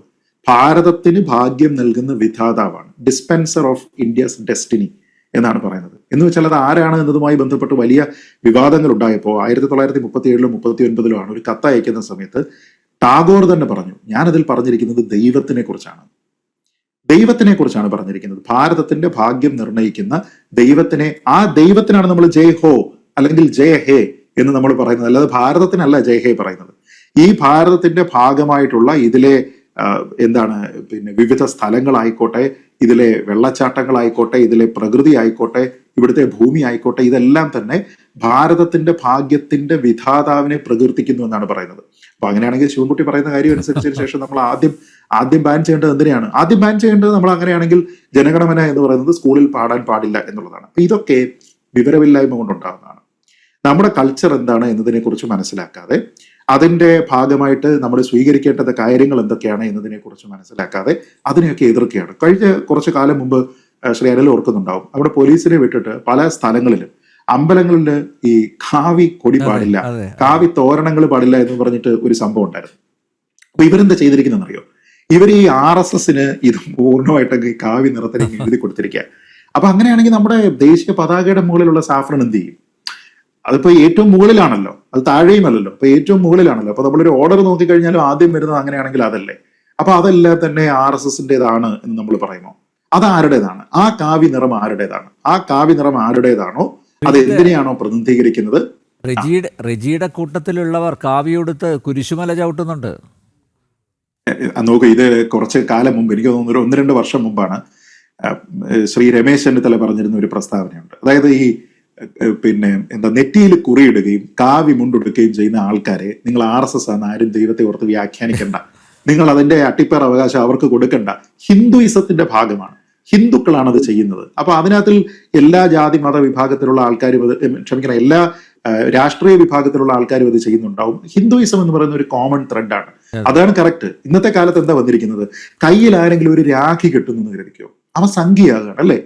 അതേസമയം ഈ രക്ഷാബന്ധൻ എന്ന് പറയുന്നത് നോർത്ത് ഇന്ത്യയിൽ സെലിബ്രേറ്റ് ചെയ്യുന്ന ഏറ്റവും വലിയ ഹിന്ദു ആഘോഷമാണ്. എല്ലാ രക്ഷാബന്ധനും നമ്മുടെ കോൺഗ്രസിന്റെ നേതാവ്, പ്രതിപക്ഷ നേതാവ് ലോക്സഭയിലെ ശ്രീ രാഹുൽ ഗാന്ധി അദ്ദേഹത്തിന്റെ സഹോദരിക്ക് വിഷ് ചെയ്തുകൊണ്ട് പരസ്യമായിട്ട് തന്നെ ഇവർ രണ്ടുപേരും ഒന്നിച്ചുള്ള ചിത്രം പോസ്റ്റ് ചെയ്യാറുണ്ട്. അവിടെയുള്ള നോർത്ത് ഇന്ത്യയിലുള്ള ഈ കോൺഗ്രസ് നേതാക്കന്മാർക്കൊന്നും പ്രശ്നമില്ല. പക്ഷെ നമ്മുടെ നാട്ടിൽ എങ്ങനെയാ, നമ്മുടെ നാട്ടിൽ ഏതെങ്കിലും കോൺഗ്രസ്സുകാർ ഇത് കെട്ടിക്കൊണ്ട് നടക്കാറുണ്ടോ? ഇല്ല. അപ്പൊ ഇതെന്ത് ചെയ്യും, ഇത് കെട്ടുന്ന ആൾക്കാർ മുഴുവനും സംഖ്യയാണ്. അപ്പൊ ഇതിനെ ഓരോ ഉത്സവത്തിനെ ആയിക്കോട്ടെ ആഘോഷത്തിനെ ആയിക്കോട്ടെ എല്ലാം ഈ ഹിന്ദുയിസം എന്നതിനെ മാറ്റിയിട്ട് അതിനെ പൂർണ്ണമായിട്ടും ഒരു രാഷ്ട്രീയ ആശയത്തിന്റെ കൂടി ഭാഗമായിട്ട് കൊണ്ട് കൂട്ടിക്കെട്ടി ഇത് ചെയ്യുന്ന ആൾക്കാരെല്ലാവരും എന്തോ ഒരു തെറ്റായിട്ടുള്ള സംസ്കാരത്തിനെ പ്രതിനിധാനം ചെയ്യുന്ന ആൾക്കാരാണ് എന്ന് രാഷ്ട്രീയമായിട്ട് എതിർക്കുന്നതിന് വേണ്ടിയിട്ട് ശ്രമിക്കുക. ഇതിനെ നമ്മൾ തോൽപ്പിക്കേണ്ടതുണ്ട് എന്നുള്ളതാണ് ഞാൻ കരുതുന്നത്. അതുകൊണ്ട് ഈ കാര്യത്തിൽ പൂർണ്ണമായും ഗവർണർ ചെയ്യുന്നതാണ് ശരി. കാരണം അദ്ദേഹം ഇവിടെ ഏതെങ്കിലും ഒരു വിഭാഗത്തിനെയോ നമ്മുടെ രാജ്യത്തിനെയോ നിന്ദിക്കുന്ന ഒരു കാര്യം അദ്ദേഹം ചെയ്തിട്ടുണ്ടെങ്കിൽ ഞാൻ പൂർണ്ണമായും ഇടതുപക്ഷത്തിനൊപ്പമാണ്, പൂർണ്ണമായും അദ്ദേഹത്തിനെ എതിർക്കുന്ന ആൾക്കാർക്കൊപ്പമാണ്. പക്ഷേ ഇത് അവിടെ ചെയ്യുന്നില്ല. അതുകൊണ്ടാണ് ഞാൻ നേരത്തെ പറഞ്ഞത്, കർണാടക ഹൈക്കോടതി പറഞ്ഞിരിക്കുന്ന it creates harmony not discord എന്ന് പറയുന്ന ഒരു കാര്യമുണ്ട്. അത് ഇവർക്ക് മനസ്സിലാകുന്നില്ല. ഇവർക്ക് പൂജിക്കാൻ വയ്യെങ്കിൽ നിങ്ങൾ ചെയ്യേണ്ടെന്നേ. ഇപ്പൊ നമുക്ക് വന്ദേ മാതരവുമായി ബന്ധപ്പെട്ടിട്ട് ഒരു പ്രത്യേക വിഭാഗത്തിന് അവർക്ക് അത് പാടുന്ന സമയത്ത് ഒപ്പം പാടാൻ കഴിയില്ല എന്ന് പറഞ്ഞുകൊണ്ട് പണ്ട് 1980-കളിൽ ഒരു വിഖ്യാതമായിട്ടുള്ള ഒരു കേസ് ഉണ്ടല്ലോ, യഹോവ സാക്ഷികളുമായി ബന്ധപ്പെട്ട്. ആ കേസിൽ കോടതി പറഞ്ഞത് നിങ്ങൾക്ക് വൈകി ചെയ്യേണ്ടെന്നേ, റെസ്പെക്ട്ഫുള്ളി എണീറ്റ് നിന്നാൽ മതി, അത് ഡിസ്റെസ്പെക്ട് അല്ല. നിങ്ങൾ പാടണമെന്നില്ല, നിങ്ങളുടെ വിശ്വാസം അത് അനുവദിക്കുന്നില്ലെങ്കിൽ നിങ്ങൾ പാടണ്ട, കുഴപ്പമില്ല, അങ്ങനെ ചെയ്താൽ മതി. നിങ്ങൾക്ക് പൂജിക്കേണ്ടെന്നുണ്ടെങ്കിൽ നിങ്ങൾ പൂജിക്കേണ്ട, നിങ്ങൾക്ക് ആ സമയത്ത് വിളക്ക് കൊളുത്തുന്നത് നിങ്ങൾക്ക് ഇഷ്ടമല്ലെങ്കിൽ ചെയ്യേണ്ട. ഞാൻ പറഞ്ഞത് ഈ മതപരമായിട്ടുള്ള ചിഹ്നങ്ങൾ ഇത് പാടില്ല, സർക്കാരിന്റെ ചടങ്ങുകളിൽ പാടില്ല എന്നൊക്കെ പറയുമ്പോൾ ഈ മതപരമായ ചിഹ്നങ്ങളൊക്കെ ആരാ തീരുമാനിക്കുന്നത്? മന്ത്രി ശിവൻകുട്ടി പങ്കെടുക്കുന്ന എത്രയോ ചടങ്ങുകളിൽ അദ്ദേഹം വിളക്ക് കൊളുത്തി ഉദ്ഘാടനം ചെയ്തിട്ടുണ്ട്. ഏത് ഭരണഘടനയല്ല പറഞ്ഞിരിക്കുന്നത് മന്ത്രി പങ്കെടുക്കുന്ന ചടങ്ങുകളിൽ, സർക്കാർ ചടങ്ങുകളിൽ വിളക്ക് കൊളുത്തണമെന്ന് ആരാ പറഞ്ഞിരിക്കുന്നത്? അത് ഈ സംസ്കാരത്തിന്റെ ഭാഗമാണ് അല്ലെ. ഈ പുഷ്പാർച്ചന എന്ന് പറയുന്നത് ഈ സംസ്കാരത്തിന്റെ ഭാഗമാണ്, അല്ലാതെ ഭരണഘടനയിൽ എഴുതി വെച്ചിട്ടില്ല മന്ത്രി പങ്കെടുക്കുന്ന ചടങ്ങുകളിൽ വിളക്ക് കത്തിക്കാൻ പാടില്ല, വിളക്കുണ്ടെങ്കിൽ 5 തിരിയിടണോ 7 തിരിയിടണോ ഒന്നും ഭരണഘടനയെ പറഞ്ഞിരിക്കുന്നതല്ല. അത് നമ്മുടെ നാട്ടിലെ സംസ്കാരത്തിന്റെ ഭാഗമായിട്ട് നമ്മൾ ചെയ്യുന്ന ഒരു കാര്യമാണ്. അതിനാണ് സംസ്കാരം എന്ന് പറയുന്നത്. ആ സംസ്കാരത്തിനെ നമ്മൾ ബഹുമാനിക്കുന്ന, അതിന്റെ ഭാഗമായിട്ട് നമ്മുടെ നാട്ടിലുള്ള നിരവധി നമ്മുടെ പൂർവികരായിട്ടുള്ള സ്വാതന്ത്ര്യ സമര സേനാനികൾക്ക് ആശയും ആവേശവും പർപ്പസും ഒക്കെ ജീവിതത്തിൽ നൽകിയിരിക്കുന്ന ഒരു ബിംബമാണ് ഭാരതമാതാവ്. ആ ഭാരതാംബയെ ബഹുമാനിക്കുക, വന്ദിച്ചില്ലെങ്കിലും നിന്ദിക്കാൻ പോകരുത് എന്നാണ് എനിക്ക് പറയാനുള്ളത്. അതുകൊണ്ട് തന്നെ അതിനെ ഒരു മതചിഹ്നമായി മാത്രം കണ്ടുകൊണ്ട് അതിനെ ഇകഴ്ത്തുന്ന രീതിയിലത്തേക്കുള്ള പ്രസ്താവന നടത്തുന്ന ആൾക്കാർ അവരുടെ പൂർവികർ ചെയ്തിരിക്കുന്ന നല്ല കാര്യങ്ങളെ, അവർ പറഞ്ഞിരിക്കുന്ന, ഞാൻ ഈ പറഞ്ഞിരിക്കുന്ന സേഠ് ഗോവിന്ദദാസ് ഉൾപ്പെടെയുള്ള സ്വാതന്ത്ര്യ സമരത്തിന് വേണ്ടി പോരാടിയിരിക്കുന്ന എത്രയോ ആൾക്കാർ, ആ ആൾക്കാരെ എല്ലാവരെയും തന്നെ ഒരൊറ്റ വാക്കിൽ റദ്ദ് ചെയ്യുന്നതിന് വേണ്ടിയിട്ടാണ് ശ്രമിക്കുന്നത്. അങ്ങനെ നമ്മുടെ സംസ്കാരത്തിനെ റദ്ദ് ചെയ്തുകൊണ്ട് നമ്മളില്ല എന്നുള്ളൊരു കാര്യം ഇവർ മനസ്സിലാക്കണം. അവരുടെ കണ്ണു തുറപ്പിക്കട്ടെ ഈ കോടതിയുടെ വിധി എന്ന് മാത്രമേ എനിക്ക് പറയാനുള്ളൂ. ഈ അനിൽകുമാർ തന്നെ ചെങ്ങന്നൂർ എരമല്ലിക്കര ശ്രീ അയ്യപ്പ കോളേജിൽ പ്രിൻസിപ്പളായിരിക്കുമ്പോൾ അദ്ദേഹമായിരുന്നു ചീഫ് എഡിറ്റർ പബ്ലിഷറും മാഗസിനിൽ. അതിൽ ഈ ഭാരത അംബയുടെ ചിത്രം ഉപയോഗിച്ചിട്ടുണ്ട്. മാത്രമല്ല അതിന് മുന്നിൽ വെച്ച വിളക്ക് അദ്ദേഹം കത്തിച്ചിട്ടുണ്ട്. അത് കഴിഞ്ഞ ദിവസം ഞങ്ങൾ റിപ്പോർട്ട് ചെയ്യുകയും ചെയ്തിരുന്നു. അന്ന് ഭാരതാംബയോട് സ്നേഹമായിരുന്നു. പക്ഷേ ഇന്നിപ്പോൾ അദ്ദേഹം ഭാരതാംബ അതൊരു മതചിഹ്നമായി കാണുന്നുണ്ടെങ്കിൽ അത് CPM-ന്റെ ചട്ടുകമായി പ്രവർത്തിക്കുന്നത് കൊണ്ട് തന്നെയാണ് എന്ന് ഞാൻ റിജിയെ ഓർമ്മിപ്പിക്കുക. അങ്ങനെ പറയല്ലേ. വൈസ് ചാൻസലർ മാത്രമേ ഉള്ളൂ ഗവർണറുടെ ചട്ടുകം, രജിസ്ട്രാർ ഒന്നും CPM-ന്റെ ചട്ടുകമൊന്നുമായിട്ട് പ്രവർത്തിക്കത്തില്ല. അത് മാത്രമല്ല ശ്രീജിത്ത്, ഞാൻ ഭയക്കുകയാണ്. കാരണം ശ്രീജിത്ത് ഷെയർ ചെയ്ത തോട്ടുണ്ടല്ലോ, ഈ ആ തോട്ടത് വി ശിവൻകുട്ടിയുടെ ചെവിയിലെത്തുകയാണെങ്കിൽ ഒരുപക്ഷെ ഇനി നാളെ തൊട്ട് ജനഗണമന പാടണ്ട എന്നൊരുപക്ഷെ ഒരു സർക്കുലർ ഇറക്കാനുള്ള സാധ്യതയും തള്ളിക്കളയാൻ പറ്റില്ല. ശങ്കു, എന്തായാലും റിജി തുറന്നു പറഞ്ഞു. ഇപ്പോൾ ഇടതുപക്ഷത്തിൻ്റെ മനസ്സിലുള്ള ആശങ്കയും അതുതന്നെയാണ്. അതായത് ആർലേക്കറും അതുപോലെ ഡോക്ടർ മോഹനൻ കുന്നുമ്മലൊക്കെ ചേർന്ന് ഇനി കേരള സർവകലാശാലയെ കാവി പുതപ്പിക്കുമോ എന്നുള്ള ഒരു വലിയൊരു ആശങ്കയാണ് അലട്ടുന്നത്. അത് ഒരു കാരണവശാലും അനുവദിക്കില്ല. അദ്ദേഹം പറഞ്ഞതിന്റെ യുക്തി എനിക്ക് മനസ്സിലായില്ല. കാരണം ഇതൊന്നാമത് സർവകലാശാലയുമായി ബന്ധപ്പെട്ട ഒരു പരിപാടിയല്ല. സർവകലാശാലയുടെ സെനറ്റ് ഹാള് ഒരു സ്വകാര്യ ഒരു സംഘടന വാടകയ്ക്ക് എടുത്ത് നടത്തിയതാണ്.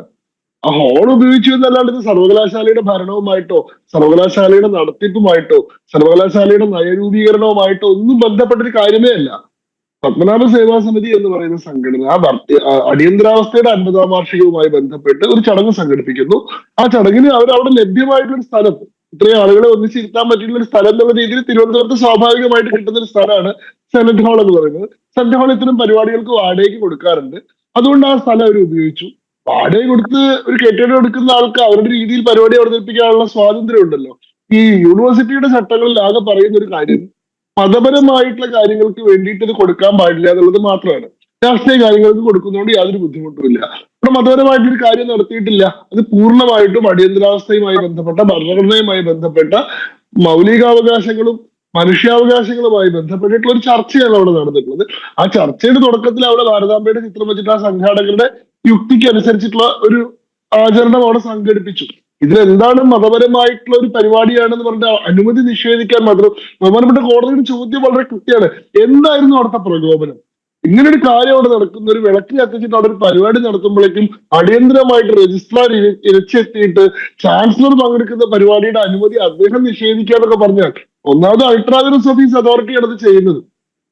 വൈസ് ചാൻസലറുടെ അനുമതി ഇല്ലാതെ, വൈസ് ചാൻസലറോട് ചോദിക്കുക പോലും ചെയ്യാതെ ഇദ്ദേഹം സ്വന്തമായിട്ട് രാജ്ഭവനിലേക്ക് മെയിൽ അയക്കുകയാണ് ചെയ്യുന്നത്. എന്ത് പറഞ്ഞിട്ട്, ഗവർണർ ഈ പരിപാടിക്ക് വരേണ്ടതില്ല, ഈ പരിപാടിക്ക് കൊടുത്തിട്ടുള്ള അനുമതി ഞങ്ങൾ നിഷേധിച്ചിരിക്കുന്നു എന്ന് പറഞ്ഞിട്ട്. ഇത് ഒന്നും ഗവർണറോടുള്ള അനാദരവാണ്, ഇത് വൈസ് ചാൻസലറോടുള്ള അനാദരവാണ്. ഭാരതാംബയോടുള്ള അനാദരവ് പിന്നെ പോട്ടെ, അത് പിന്നെ ഇവരുടെ സീലാണെന്നെങ്കിലും എടുക്കാം. അപ്പൊ ഇതിന് യൂണിവേഴ്സിറ്റികളെ കാവ്യവൽക്കരിക്കാനുള്ള ഒരു ശ്രമമാണെന്നോ അല്ലെങ്കിൽ ഗവർണർ അദ്ദേഹത്തിന്റെ ഏതെങ്കിലും നിലയിലുള്ള ഒരു അധികാര ദുർവിനിയോഗം നടത്തിയെന്നോ ഒന്നും പറയാൻ പറ്റില്ല. അദ്ദേഹം ചടങ്ങിൽ ക്ഷണിക്കപ്പെട്ടിട്ടുള്ള ഒരു അതിഥി മാത്രമാണ്. കേരള സർക്കാരുമായി ബന്ധപ്പെട്ട എല്ലാ പരിപാടികളിലും നാളെ മുതൽ ഭാരതാംബയുടെ കാവിക്കൊടി വെച്ചിട്ടുള്ള ചിത്രം വെക്കണമെന്ന് ഗവർണർ ഉത്തരവ് പുറപ്പെടുവിച്ചിരുന്നെങ്കിൽ നിങ്ങൾ ഈ പറയുന്നത് ശരിയാണ്. അതല്ല, നാളെ തൊട്ട് കേരള സർവകലാശാലയുടെയോ കേരളത്തിലെ മറ്റേതെങ്കിലും സർവകലാശാലകളുടെയോ എന്തെങ്കിലും പരിപാടി അവതരിപ്പിക്കുന്ന സമയത്ത് ഭാരതാംബയുടെ ചിത്രം വെച്ചിട്ട് അവിടെ വിളക്ക് എത്തിച്ചിരിക്കണം എന്ന് ഗവർണർ പറഞ്ഞിരുന്നെങ്കിലും നിങ്ങൾ പറയുന്നത് ശരിയാണ്. ഇത് രണ്ടുമല്ലാതെ ഒരു സ്വകാര്യ സംഘടന നടത്തിയിട്ടുള്ള സ്വകാര്യ പരിപാടിയിൽ ഒരു അതിഥിയായിട്ട് അദ്ദേഹം പങ്കെടുത്തിട്ട് അവിടുത്തെ രീതിയിൽ അദ്ദേഹം അതിന്റെ ഉദ്ഘാടനം നിർവഹിച്ചത് സർവകലാശാലകളെ കാവ്യവൽക്കരിക്കാനുള്ള ശ്രമമാണെന്നൊക്കെ പറയുന്നത് യുക്തി എന്താണെന്ന് അദ്ദേഹത്തിന്റെ വിശദീകരിക്കേണ്ടത്. എനിക്കത് മനസ്സിലായില്ല. വിദ്യാസാഗർ ഗുരുമൂർത്തി, എന്തായാലും പി ശിവൻകുട്ടി ഗവർണറുടെ അധികാരത്തെക്കുറിച്ച് നമ്മുടെ കുട്ടികളെ പഠിപ്പിക്കാൻ പോവുകയാണ്. പാഠ്യപദ്ധതിയിൽ, കരിക്കുലത്തിൽ ഉൾപ്പെടുത്തിയിരിക്കുകയാണ് ഗവർണറുടെ അധികാരങ്ങൾ 10ാം ക്ലാസ്സിൽ. അതെ അതെ, ഞാൻ കേട്ടു, വാർത്ത വായിച്ചു. 10ാം ക്ലാസ്സിലെ സോഷ്യൽ എന്തോ വിഷയത്തില് ഗവർണർക്ക് എന്തൊക്കെ അധികാരമുണ്ട്, എന്തൊക്കെ പരിധിയുണ്ട് അദ്ദേഹം ഉൾപ്പെടുത്തിയിട്ടുണ്ട്. അല്ല, ഞാനിവിടെ നമ്മുടെ റെജി ലൂക്കോസ് പറഞ്ഞപ്പോ ഒരു കാര്യം ഓർക്കുകയാണ്. BJP മതം നോക്കി മാത്രം നീങ്ങുന്ന പാർട്ടിയാണ്. സ്ഥാനാർത്ഥി നിർണയത്തിൽ പോലും ക്രിസ്ത്യൻ വോട്ടിന് വേണ്ടി നിലമ്പൂര് ഒരു ക്രിസ്ത്യൻ സ്ഥാനാർത്ഥി കൊണ്ടുവന്നു. എനിക്ക് തമാശ തോന്നുന്നത്, തൃക്കാക്കരയിൽ ജോ ജോസഫ് പെട്ടെന്ന് സ്ഥാനാർത്ഥിയായ ആ ഒരു തരുണം ഞാൻ ആലോചിച്ചു പോവുകയാണ്. CPM പാർട്ടിക്കാർക്ക് പോലും അത്ഭുതമുളവാക്കിയൊരു തീരുമാനമായിരുന്നല്ലോ അത്. അനിൽജി ഓർക്കുന്നുണ്ടല്ലോ അത്. അതെ, ആ പാവപ്പെട്ട ജോ ജോസഫ് അരുൺകുമാർ സ്ഥാനാർത്ഥി കുപ്പായിട്ട് നടക്കുകയായിരുന്നു. അതെ അതെ അതെ, നമ്മൾ ഇത്രയും കാലം വെള്ളം കോരുകയും വിറകൊട്ടുകയും ചെയ്ത അരുൺകുമാർ നീ പോയിട്ട് ചായ അടിക്കണം പറഞ്ഞ പോലെ ആയി പോയി.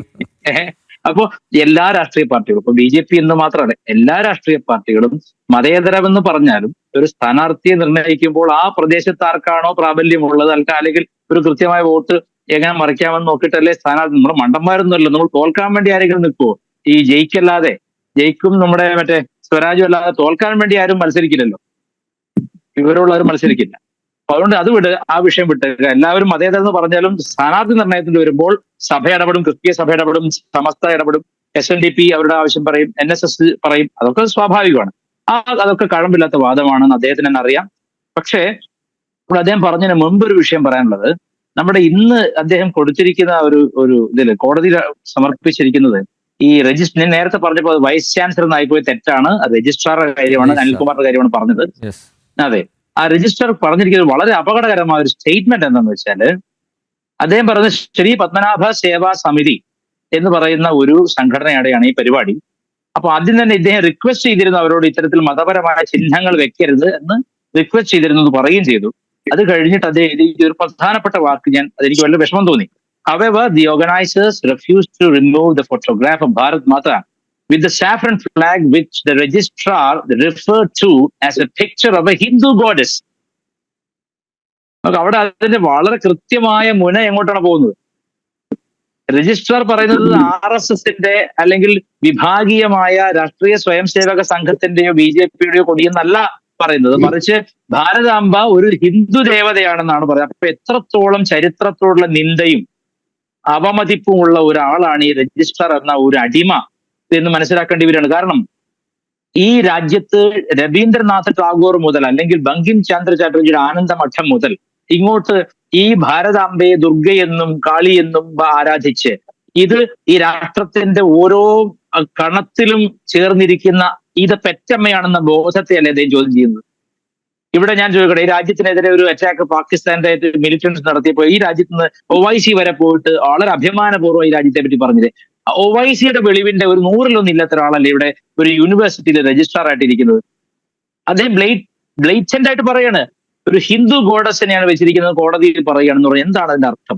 അപ്പൊ എത്രത്തോളം ഹിന്ദു വിരുദ്ധമായ ഒരു നിലപാട് ഒരു രജിസ്ട്രാർ എടുക്കുന്നു. നോക്കൂ, ഹിന്ദുവിന് അനുകൂലമായി നിൽക്കുന്നതും ഹിന്ദു വിരുദ്ധമായി നിൽക്കുന്നതും ഒരുപോലെ സെക്യുലറിസത്തിന്, ഇവർ പറയുന്ന സെക്യുലറിസത്തിനെതിരല്ല എന്റെ ചോദ്യം. ഒരു പർട്ടിക്കുലർ റിലിജനെ പോയിന്റ് ഔട്ട് ചെയ്യണം. ഞാൻ ചോദിക്കട്ടെ, ഇതേ യൂണിവേഴ്സിറ്റി തന്നെ ഈ ക്രിസ്മസിന് പുൽക്കൂടൊരുക്കലും കേക്ക് മുറിക്കലും ഉണ്ട്, അതുപോലെ ഈ പറഞ്ഞ പോലെ ഇഫ്താർ വിരുന്നുകൾ നടത്താറുണ്ട്, പല സംഘടനകളിൽ നടത്താറുണ്ട്, യൂണിവേഴ്സിറ്റിയുടെ ഹോളുകൾ ഉപയോഗിച്ച് നടത്താറുണ്ട്. അപ്പൊ ഇതൊന്നും പ്രശ്നമില്ലാതിരിക്കുമ്പോൾ നിയമസഭയ്ക്ക് അകത്ത് ആണല്ലോ R ശങ്കരനാരായണൻ തമ്പി ഹാളിലാണല്ലോ എപ്പോഴും ഇഫ്താർ വിരുന്ന് സംഘടിപ്പിക്കാറുള്ളത്. അതെ, ഇഫ്താർ വിരുന്ന് അത് പ്രതിപക്ഷ നേതാവ് നടത്തുന്നു, ഇപ്പുറത്ത് നമ്മുടെ ഭരണകക്ഷി നടത്തുന്നില്ലേ. അപ്പൊ അത് ഇഫ്താർ തീർത്തും ഒരു മതചടങ്ങാണ്. ഇഫ്താറിന് ഇതുപോലെ ബങ്കിം ചന്ദ്ര ചാറ്റർജിയുടെ കഥ പറയാനൊന്നുമില്ല. ഇഫ്താർ എന്ന് പറയുന്നത് തീർത്തും ഇസ്ലാമികമായ ഒരു മതചടങ്ങാണ്. ആ മതചടങ്ങിൽ അത് മാത്രം എന്റെ ഏറ്റവും വലിയ ഓർമ്മകളിൽ ഏറ്റവും കത്തി നിൽക്കുന്ന, നാളെ ഇപ്പൊ എന്തോ 5-ാം തീയതി എന്തോ വലിയൊരു ദുരന്തം ലോകത്ത് സംഭവിക്കാനുണ്ടെന്ന് ഒരാള് ജ്യോതിഷി പണ്ട് പ്രവചിച്ചിട്ടുണ്ട്. അത് എല്ലാ ഒരുക്കങ്ങളും ഞാൻ കാണുന്നത് ജപ്പാനിലാണെന്ന് അവർ പറഞ്ഞത്. സ്ഥാനം മാറി US ആവാൻ സാധ്യതയുണ്ട് എന്നാണ് എനിക്ക് തോന്നുന്നത്. അതിപ്പോ നമ്മുടെ മുഖ്യമന്ത്രി അങ്ങോട്ട് ചികിത്സയ്ക്ക് പോയിട്ടുമുണ്ട്. അതെ, നമ്മുടെ മുഖ്യമന്ത്രി അമേരിക്കയിൽ ചികിത്സയ്ക്ക് കഴിഞ്ഞവണ പോയപ്പോ അവിടെ 2000 കോടിയുടെ ഏറ്റവും അറ്റകുറ്റപ്പണി വേണ്ടി വന്നു അവർക്ക്. ഇത്തവണ എന്താവുന്ന ഈശ്വരൻ അറിയാം. ഏതായാലും ഞാൻ പറഞ്ഞത് ദേശീയ ദുരന്തങ്ങളായിട്ട് ഒന്നൊന്നായിട്ട് നമ്മളെ വേട്ടയാടിക്കൊണ്ടിരിക്കുകയാണ്. ഗവർണർ ഇവിടെ വന്നിരിക്കുന്നത് ഇവിടെ ഭരണം അട്ടിമറിക്കാനും കാവ്യവൽക്കരണം നടത്താനാണ് ഇദ്ദേഹം പറയുന്നത്. ഇന്ന് നമുക്കൊരു ഈ ഹിന്ദു അല്ലെങ്കിൽ ഇന്ത്യൻ സംസ്കാരത്തെ പോഷിപ്പിക്കുന്ന ഒരു സംഘടനയ്ക്ക് വളരാൻ കഴിയുന്നില്ലെന്ന് അദ്ദേഹം പറയുന്നത്. ഇപ്പൊ നോക്കിക്കോളൂ, വളരെ കൃത്യമായിട്ട് CPM-നും അറിയാം BJP വളരെ പടിപടിയായിട്ട് ഇവിടെ അവരുടെ ചുവട് ഉറപ്പിച്ചു വരികയാണെന്ന് അദ്ദേഹത്തിന് തന്നെ അറിയാം. അതുകൊണ്ടാണ് ഈ വെളിപ്പാട് ഈ പ്രശ്നമൊക്കെ ഉണ്ടാകുന്നത്. അതുകൊണ്ടാണ് ഈ വിഷമം മുഴുവൻ ഒരു നെഗ്ലിജിബിൾ ആയിട്ട് വളരെ ഒന്നിനും കൊള്ളാത്തൊരു പാർട്ടിയുടെ ഒരു ഇതാണെങ്കിൽ ഇത്രയൊന്നും ഈ ഹാലളകേണ്ട കാര്യമില്ല. കൃത്യമായിട്ട് അവർക്ക് തന്നെ അറിയാം ഈ രാജ്യത്ത് കേരളത്തിൽ വിശേഷിച്ചും കഴിഞ്ഞ 10 വർഷമായിട്ട് ഇവരുണ്ടാക്കിയ വർഗീയ ധ്രുവീകരണം മൂലം. കാരണം പലസ്തീനിൽ എവിടെയോ അല്ലെങ്കിൽ ഇസ്രായേൽ പലസ്തീൻ ഗസ വിഷയത്തിൽ ഇവിടെ കഴിഞ്ഞ 2023 ഒക്ടോബറിൽ ഇവിടെ നടത്തിയ സമരം എന്താണ് ഇവർ CIT അടക്കമുള്ള പ്രസ്ഥാനങ്ങൾ മാത്രമല്ല ഓപ്പൺലി ആസാദി വിളിക്കുകയാണ് ഇവർ. ഒരു പലസ്തീൻ മുക്രിയുടെ കോട്ടും വേഷവും ധരിച്ചിട്ടല്ലേ ഈ അടുത്ത കാലത്ത് CPM-ന്റെ സംസ്ഥാന സമ്മേളനം നടന്നത്. അതായത് തലയിലെ ഹോക്കിൻസ് കുക്കറിന്റെ വാഷറില്ലേ, ആ വാഷർ ഇട്ടിട്ടാണ് ഈ പിണറായി അടക്കം ഇരുന്നത്. വെള്ള തൂവാലയും ഹോക്കിൻസ് കുക്കറിന്റെ വാഷറും ഒരു കള്ളിക്കള്ളി കാക്കമാർ കൊടുക്കുന്ന ഒരു മുണ്ടും കൊടുത്തിട്ട്. അല്ല, ഞാൻ ചോദിക്കുന്നത് ഇതൊന്നും മതചിഹ്നമല്ല. ഒരു ഗവർണർ അദ്ദേഹത്തിന്റെ രാജ്യത്തെ അമ്മയെ കാണുമ്പോൾ അയ്യോ സഹിക്കാൻ പറ്റില്ല, ഞങ്ങൾക്ക് അവിടെയൊക്കെ ബെർണോളിന്റെ ആവശ്യമുണ്ടെന്ന് പറഞ്ഞ് നടക്കുകയാണ്. അപ്പൊ ഇത് ഇവരുടെ വർഗീയ ധ്രുവീകരണമാണ്. ഇങ്ങനെ ഇസ്ലാമിസത്തെ പ്രീണിപ്പിച്ച് ജിഹാദിസത്തെ തലോടി നടക്കുന്ന ഇവർ കാരണമാണ് ഹിന്ദുക്കൾ മറുവശത്ത് സംഘടിച്ച് ഒരു വലിയ രാഷ്ട്രീയ ശക്തിയെ തീരാൻ പോകുന്നത്. അതിന് ഏറ്റവും വലിയ താങ്ക്സ് BJP പറയേണ്ടത് CPM-നോടാണ്. കാരണം ഇമ്മാതിരത്തെ ഓരോന്ന് കാണിച്ചു വെക്കാണ്. ഒരു CPM നോക്കണം, മതേതര ജനാധിപത്യ വർഗ ബഹുജന സംഘടനയുടെ സംസ്ഥാന സമ്മേളനത്തിലാണ് ഇവര് തലയിൽ ഹോക്കിൻസിനെ വാർത്തോട്ട് വന്നിരിക്കുന്നത്. സംസ്ഥാന സെക്രട്ടറി താഴേക്ക് എല്ലാം ഏറ്റവും ലോക്കൽ ആ രാജീവ് എന്നൊക്കെ പറഞ്ഞ ആൾ, ഞാൻ ആലോചിക്കണം വലിയ മനുഷ്യനെ മനസ്സിലാത്ത ഭാഷ വർത്താമെന്ന ആളാണ് രാജീവ്. ഈ രാജീവ് ഈ ഒരു പച്ച കള്ളിക്കളി ഇന്ത്യൻ കോഫി ഹൗസിൽ വിരിക്കുന്ന വിരി പറ്റ സാധനം ഇട്ടിരിക്കുക. അത് ആരായിട്ട് വെച്ചപ്പോ ഈ യാസർ അറഫാത്ത് ഇട്ട് നടക്കുന്ന വേഷം ഇട്ട് നടത്തിയവര് അത്ര അധികം ഇസ്ലാമിനെ പ്രീണിപ്പിക്കാൻ വേണ്ടി ഇഫ്താർ പാർട്ടി നടത്തുന്ന 2 കക്ഷികൾ UDF-ഉം LDF-ഉം ഇവരുടെ ഇടയിൽ നമ്മൾ അവതരിപ്പിക്കുന്ന എന്താണ്? അതായത് ആസേതു ഹിമാചലം, നമുക്കൊരു ഒറ്റ സംസ്കാരമുണ്ട്, ആ ഒറ്റ സംസ്കാരം നമ്മുടെ അമ്മയാണ് എന്ന് പറയുന്ന സാംസ്കാരിക ഔന്നത്യത്തിലേക്ക് 3025-ലും CPM ഉയരില്ല. അന്ന് CPM ഉണ്ടാവില്ല എങ്കിലും പറയാണ് വംശനാശം വന്നു പോവും.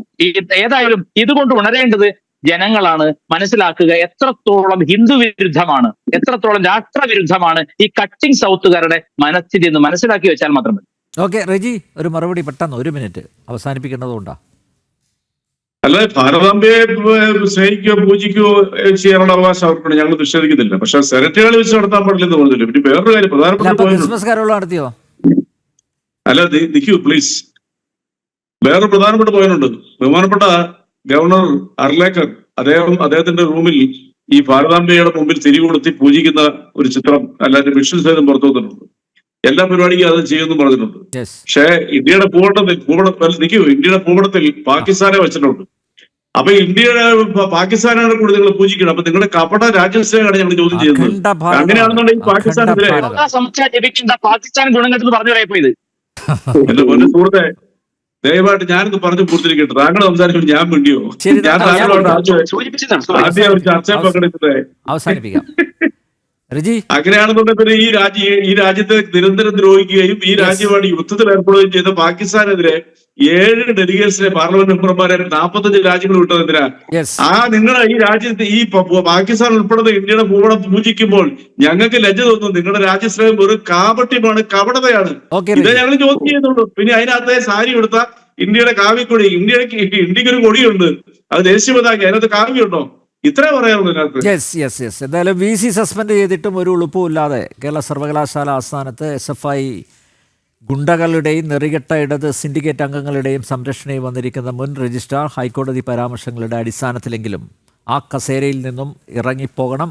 രജിസ്ട്രാർ നിയമനം തന്നെ സർവകലാശാല ചട്ടങ്ങൾക്ക് വിരുദ്ധമാണെന്നിരിക്കെ കൂടുതൽ നാറാതെ ഈ നാണം കെട്ടവന്മാരുടെ സങ്കേതം വിട്ടിറങ്ങുന്നതാണ് അദ്ദേഹത്തിന് നല്ലത്. ജനറൽ ഡിബേറ്റ് ഇവിടെ പൂർണ്ണമാവുന്നു. ചർച്ചയിൽ പങ്കെടുത്ത എല്ലാ അതിഥികൾക്കും നന്ദി, ഒപ്പം പ്രേക്ഷകർക്കും.